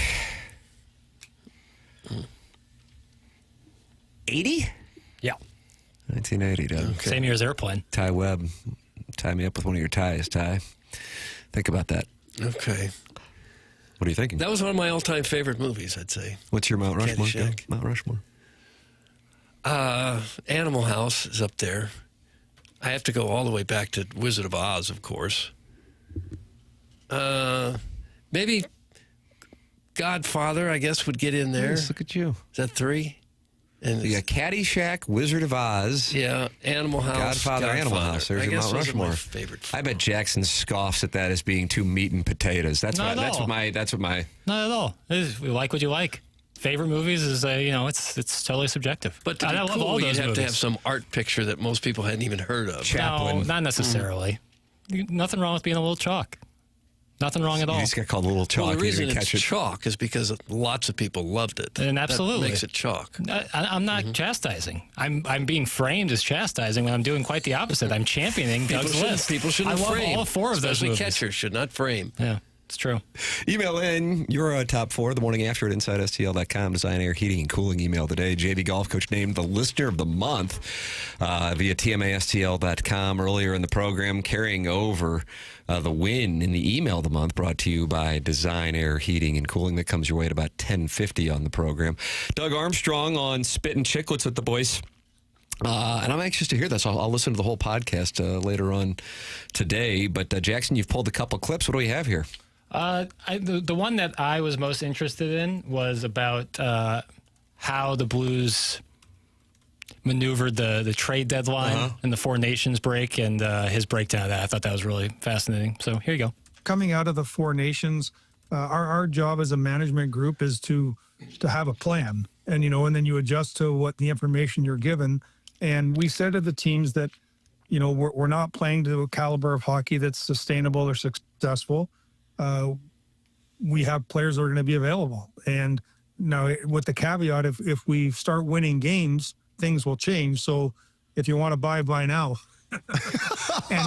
and we ended up going on a little bit of a heater. And then we got to that last game and we had said that the only trade, we're going to make a hockey trade. We're not going to make a futures trade because the players had given us the information that's what was needed. Like they would understand a hockey trade. They wouldn't, not that we do it because we need their acceptance. We have to do our job, but they had earned the right to play this out. And so if we could have done a hockey trade, we would have looked at it, but we weren't going to do a futures trade. And again, this isn't with Schenner. It's with anybody with a no trade clause in our group. They have the right to veto a trade, and they've earned that right. We've negotiated that right. But I also have the right to find out what their value is and take it to them later too. So it's a no trade doesn't mean no talk. No trade means you get the final say. And that's just not Schenner. That's everybody. There you go. And as it turns out, had an organization given him the kind of offer that he wanted, what we've been seeing here for really the last month and a half now at this point doesn't happen. Most likely, I say most likely because, imagine, not that they were going to do it, but imagine if they traded Parayko and they went on this heater. Instead, he gets hurt and they go on this heater, although the heater had started before that. Doug, your odds on the Stanley Cup this morning, the Blues are down to plus 4,000, plus 4,000 to win the Cup, and that is exactly the same as the Minnesota Wild. To give you some perspective, we are sitting here talking on April 2nd, 2025, and on March 19th, they were plus 17,500. Would have been a good bet. And I've got it a couple different ways. And they are now down to plus 4,000. Who do you think the favorite is to win the Chalice? Didn't you say Dallas a little while ago? Yeah, but do you think it's changed since then? So that's the question. Probably not, because Dallas is playing very well right now. You're correct. Dallas plus 525, Panthers plus 625, Oil at plus 800.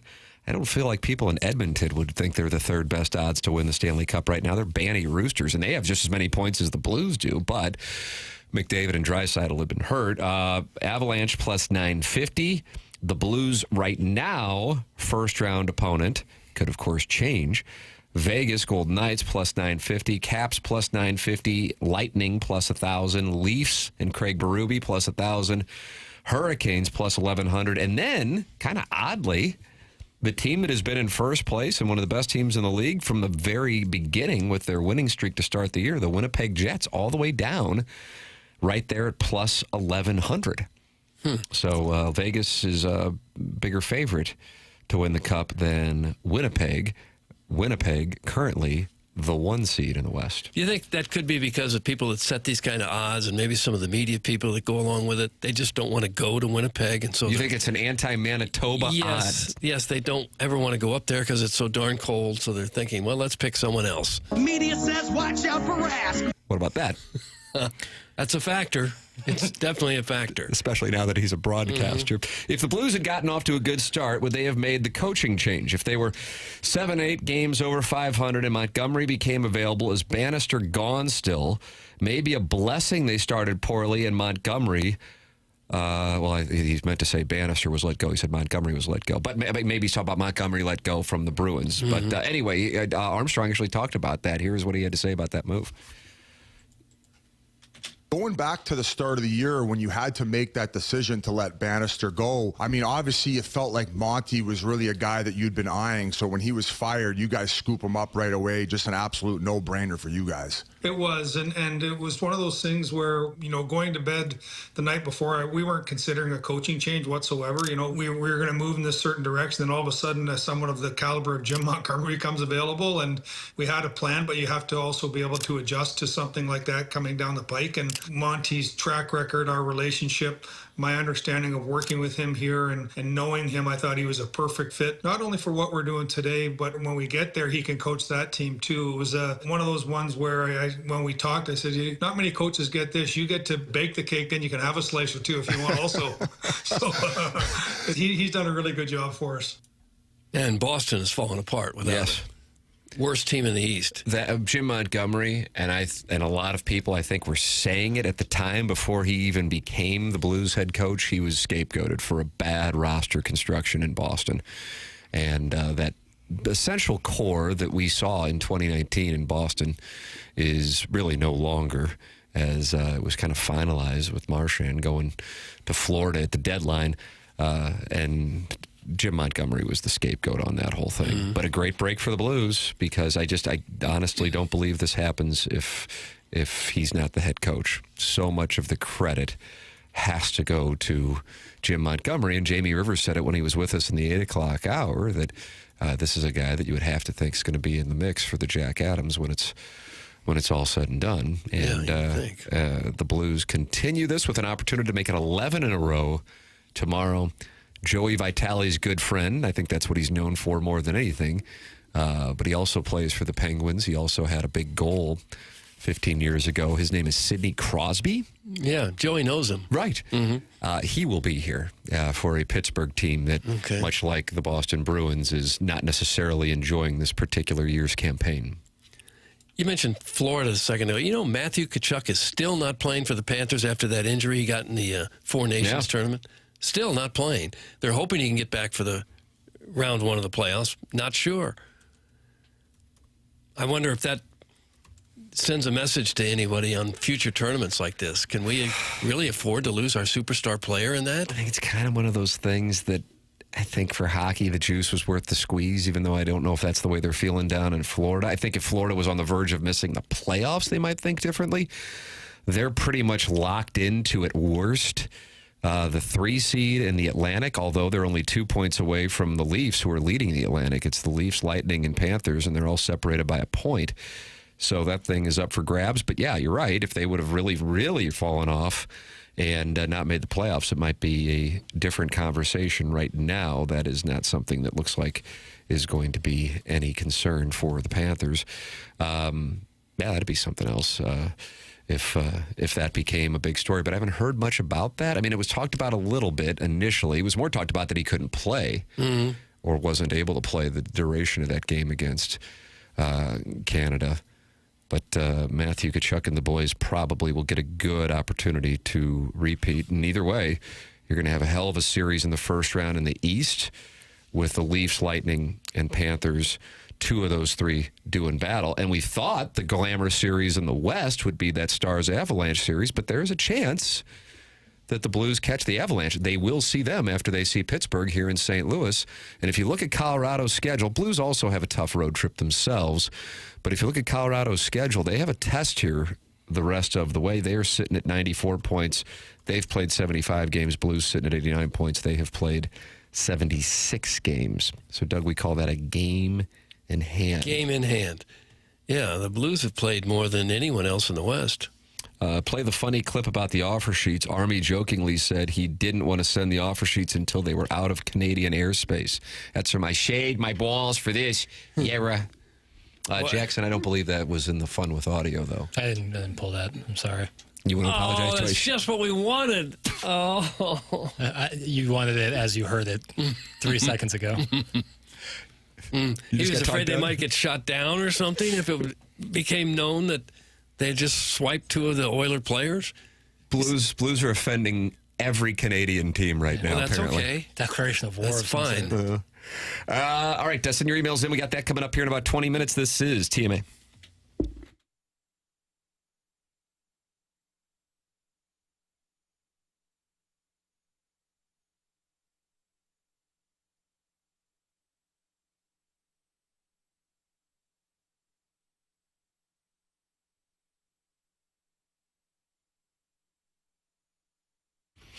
Aesthetic Design and Build, the company you want to talk to when you're looking at it and going, man, we could really do something with our outdoor living space this year. That's Dan and his team. The weather warming up. That's an opportunity for you to work with Aesthetic Design and Build online at aestheticdesignandbuild.com. What they really specialize in is custom deck work.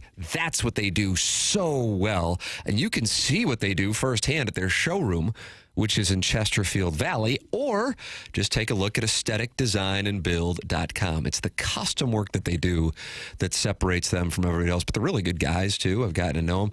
They build custom decks. They can add on a pergola for you, or even if you're looking to shade your covered patio with retractable screens. They really do have answers for it all for your outdoor living space at Aesthetic Design and Build. Call them at 636-532-5008 or visit them online at aestheticdesignandbuild.com and let them know I sent you their way.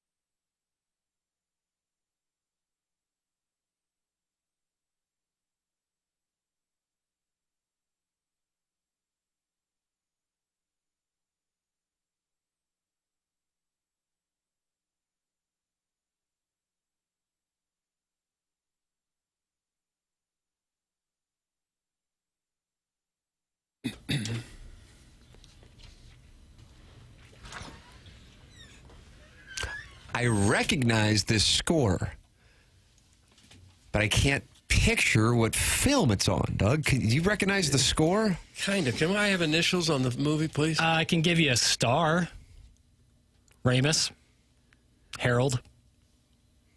Harold Ramis. Stripes? Wasn't Stripes. No, but a quality guess. Ghostbusters? Yes. Ghostbusters is correct. Okay. Kind of a playful little score. Yeah, that you wouldn't necessarily associate with that picture. No. Your thoughts on Ghostbusters are welcome by emailing in the Designer Heating and Cooling email of the day. It is TMA 101 ESPN. Doug, if you had to throw down 10 grand, will the Cardinals and Angels complete their baseball game today here in the greater St. Louis area? Complete it? And again, you're throwing down 10,000 American dollars. Yeah, so you got to take it seriously. If they just go 5 innings and it's an official game, does that count? That counts as completing it. I'll say they will complete it.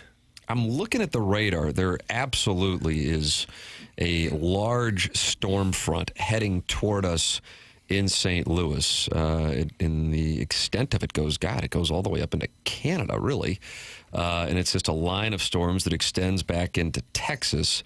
And I would say we're probably about an hour or so away from getting hit by it. But after that, it looks like we're in the clear. So I wonder if they will start the game late and then the veterans will say to the rookies, you've got 2 pitches to decide what you want to do with it, but we're not working the count today. We're not going to sit through a delay. We got to fly back to Los Angeles tonight.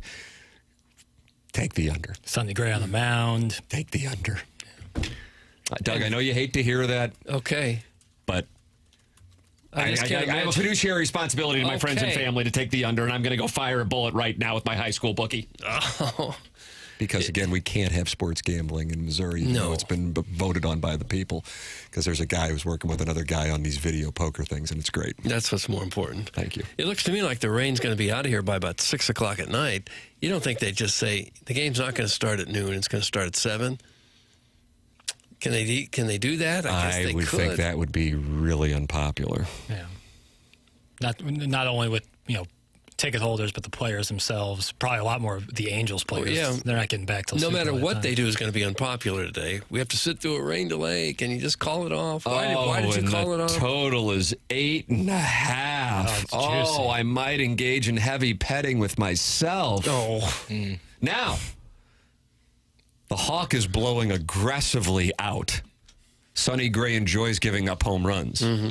Doug, how do you pronounce the Yusei Kikuchi? Like that. Thank you. Yeah. He enjoys striking people out. Yeah. He's come to the right place. Oh. Wow. This puts the man to the test. It does. Because I was going to just put the whole net worth in there. Right. So I hope it doesn't come off the wrong way, but that's $7,200. Right, well, you're fresh off that 4th mortgage. That's right, after I had to pay off the error. And by the way, I owe somebody else $50, but they haven't come forward because I've only paid $100 of it. You think that's like a tribute to you? They're like, it's like, keep it. A gentleman's bet. It must have been me that you owed, Tim. Oh, yeah. Doug, I'll Venmo you the $50. Okay. I've got all these Venmo transactions, and I record every dollar that goes in and out of my account. And I'm like, God, who are these people I sent Venmos to? Oh, yeah, the guys I don't know who I bet with.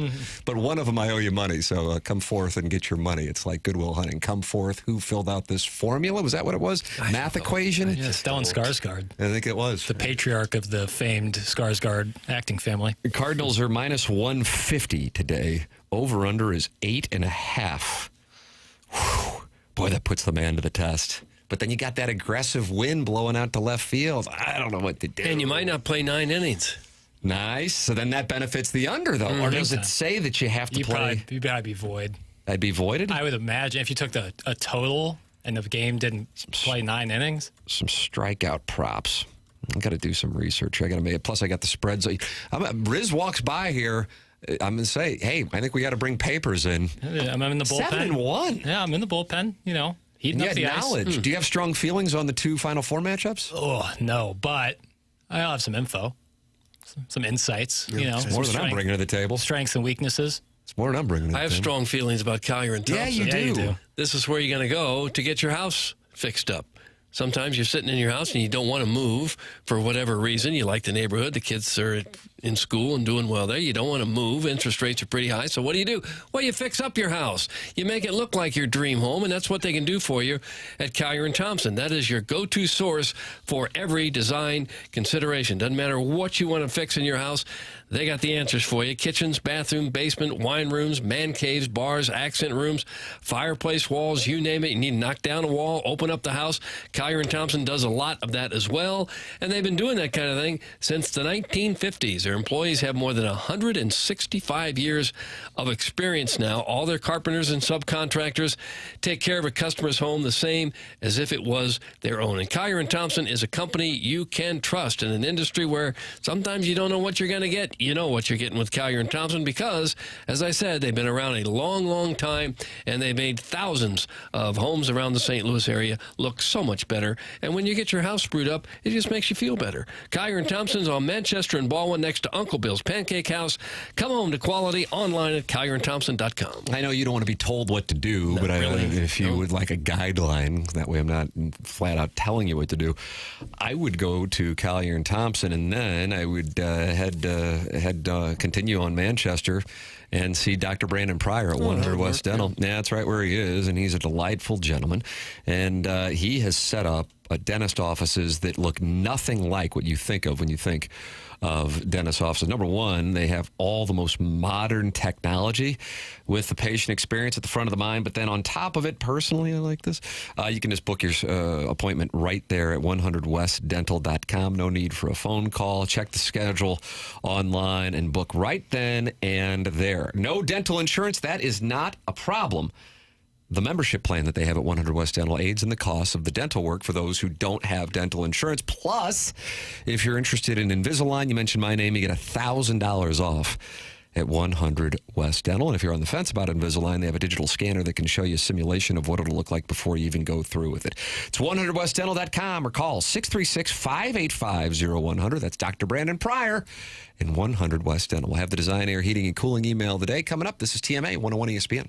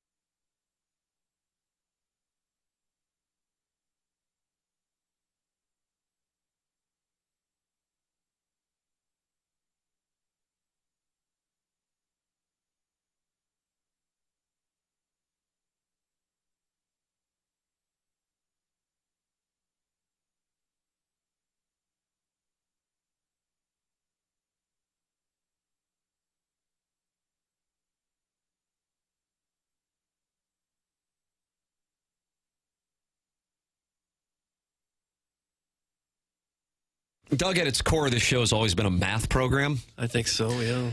I mean, sure, it's been stock tips and a swingers bulletin board, but it's a math program. What we do, it's kind of like the Dave Ramsey show. We tell people what to do with their money. Right.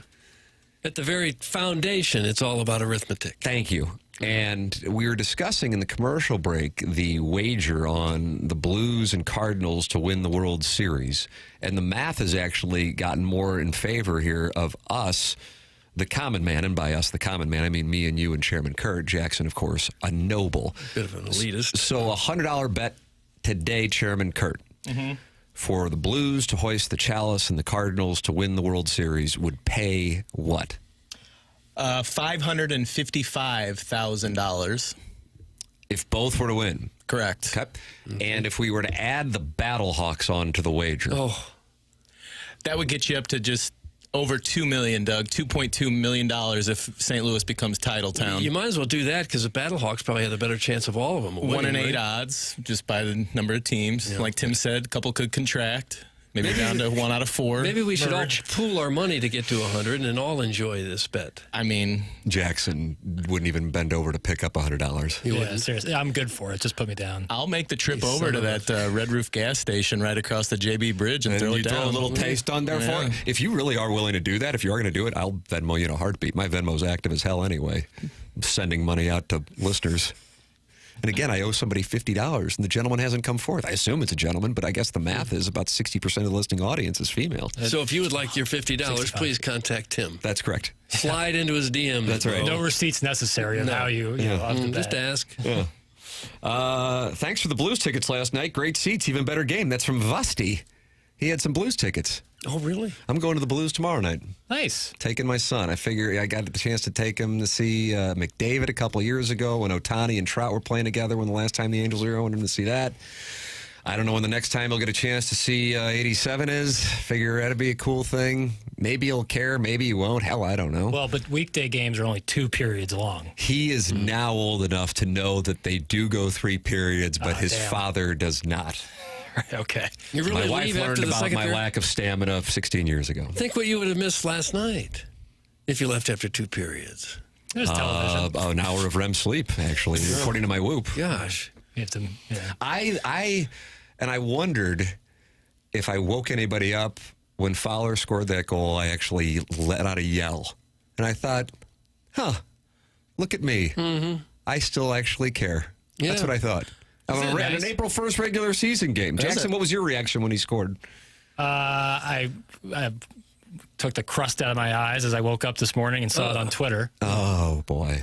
What? That was a nifty little tuck he had. It was. I let out a Bobby Thomas to Fowler. How do you do? Doug, do you like the over? You don't like the overtime where it's basically a game of possession. It's like a Norman Dale offense on Hoosiers. No, I love that 3-on-3. Oh, okay. Yeah, but I now love it's that. like all about they just skate around with the puck and then hope to, and then they turn it over. Eventually, they get a shot on goal, and then the other team then begins the skating Yeah, process. but it is exciting. I do like overtime hockey. Nobody you were leaves. asleep though. Yeah. But, Oh, but you I didn't still like want- it that much. No. Well, no, I wasn't necessarily asleep when it happened. I just saw it the next morning. Tim, I'm going to be at the game tomorrow night too. I'll be too nervous to say hi, but it'll be great to just know that we're in the same building. Thanks. That's from Big Tough. Tim, I'll be at the Blues game tomorrow night, section 123. Your first beer is on me to the greatest radio guy in all the land. That's from former KMOV Stop it. sports analyst at Meyer. Stop this. Hey, Tim. I remember when you took your son, and Albert Pujols had a great afternoon game. That's correct. His first ever Cardinal game, Albert Pujols hit a grand slam. I believe it was home run 690. Ooh. And I still am so glad I was putting the phone on him when Pujols came up because he didn't start that game. It was against Yeah, it was a pinch hit. the Rockies, and they were so far ahead that they pinch hit and bases were loaded and he hit a grand slam. Yeah. Oh, that was outstanding. Yes, Lisa, you are indeed a gem. Design Air Heating and Cooling email today is coming up. This is TMA 101 ESPN.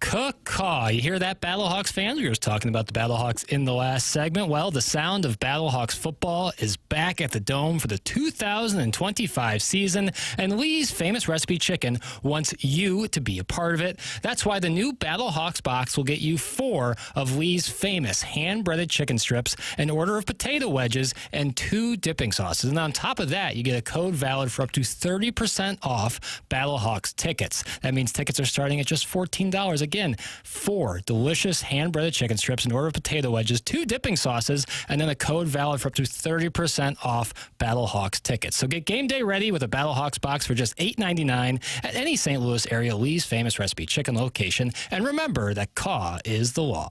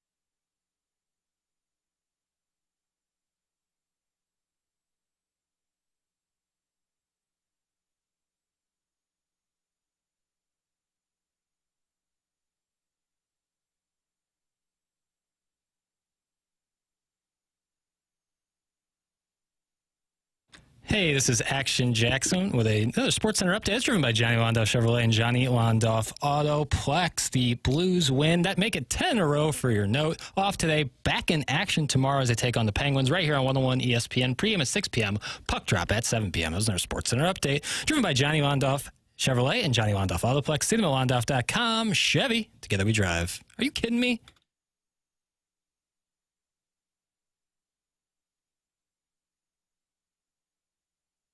Welcome back. It's the Morning After, 101 ESPN. Tim McKernan, Doug Vaughn, Chairman Kurt Jackson Burkett with you, the program. You feel a little sluggish? Well, Mentality is a local healthcare facility that can help you if you're dealing with low testosterone. They specialize in helping men feel their very best, and they focus on free testosterone levels, which many doctors overlook, and that ensures your treatment is tailored to your body specifically, and that makes all the difference. I have been to Mentality. I have experienced getting my levels tested. I would tell you this, it's super easy. The staff is super friendly. You are in and out within about 25 minutes. You get all kinds of information that is very helpful. And so many people have told me they've enjoyed their experience getting tested at Mentality. It's Mentality. Give them a try if you are interested in getting your testosterone levels tested. It's mentalityhealth.com/radio. That is mentalityhealth.com/radio. It is time for our Design Air Heating and Cooling email of the day. By the way, executive producer 101 ESPN, Mike Ryder, you can play the music, Sweet Prince, telling us that he was talking it over with Brad Thompson and BT. I want to make it clear, it's not like he knows, but his theory is, considering the weather situation in the greater St. Louis area and the fact that the Cardinals and Angels are not scheduled to play in St. Louis again this year, his thought is that they're going to start the game late and then try to get it in. I've had some people texting in say there are more storms expected coming later this afternoon, so the Cardinals might be trying to execute it in a window. Hello, gentlemen. Let's make something clear. That fluffer man, Martin, keeps calling the email of the day a buck swope vehicle. I wouldn't expect much else from a guy that's never here for email of the day. Let's be honest. Swope only wins in mop-up time. And he's lucky that I don't have the bandwidth on our jet to get my emails sent in every day on time. The JV golf coach and I currently run this bitch. Oh, and something else. Lick said his in-laws got him a new needlepoint belt. Where'd they get it from? You guys should really begin to shop local because some of us in the region could really use the business. Any hoodles, Jackson claims he's not a bull. I'm afraid I disagree. Jackie could be a bull if he put himself out there a little more. Tim, clearly a bull. Young Doug had the scent of old money bull, but he doesn't have the money. But he has that ass you could eat sashimi off of? What? He likes sashimi. Martin's, well, next.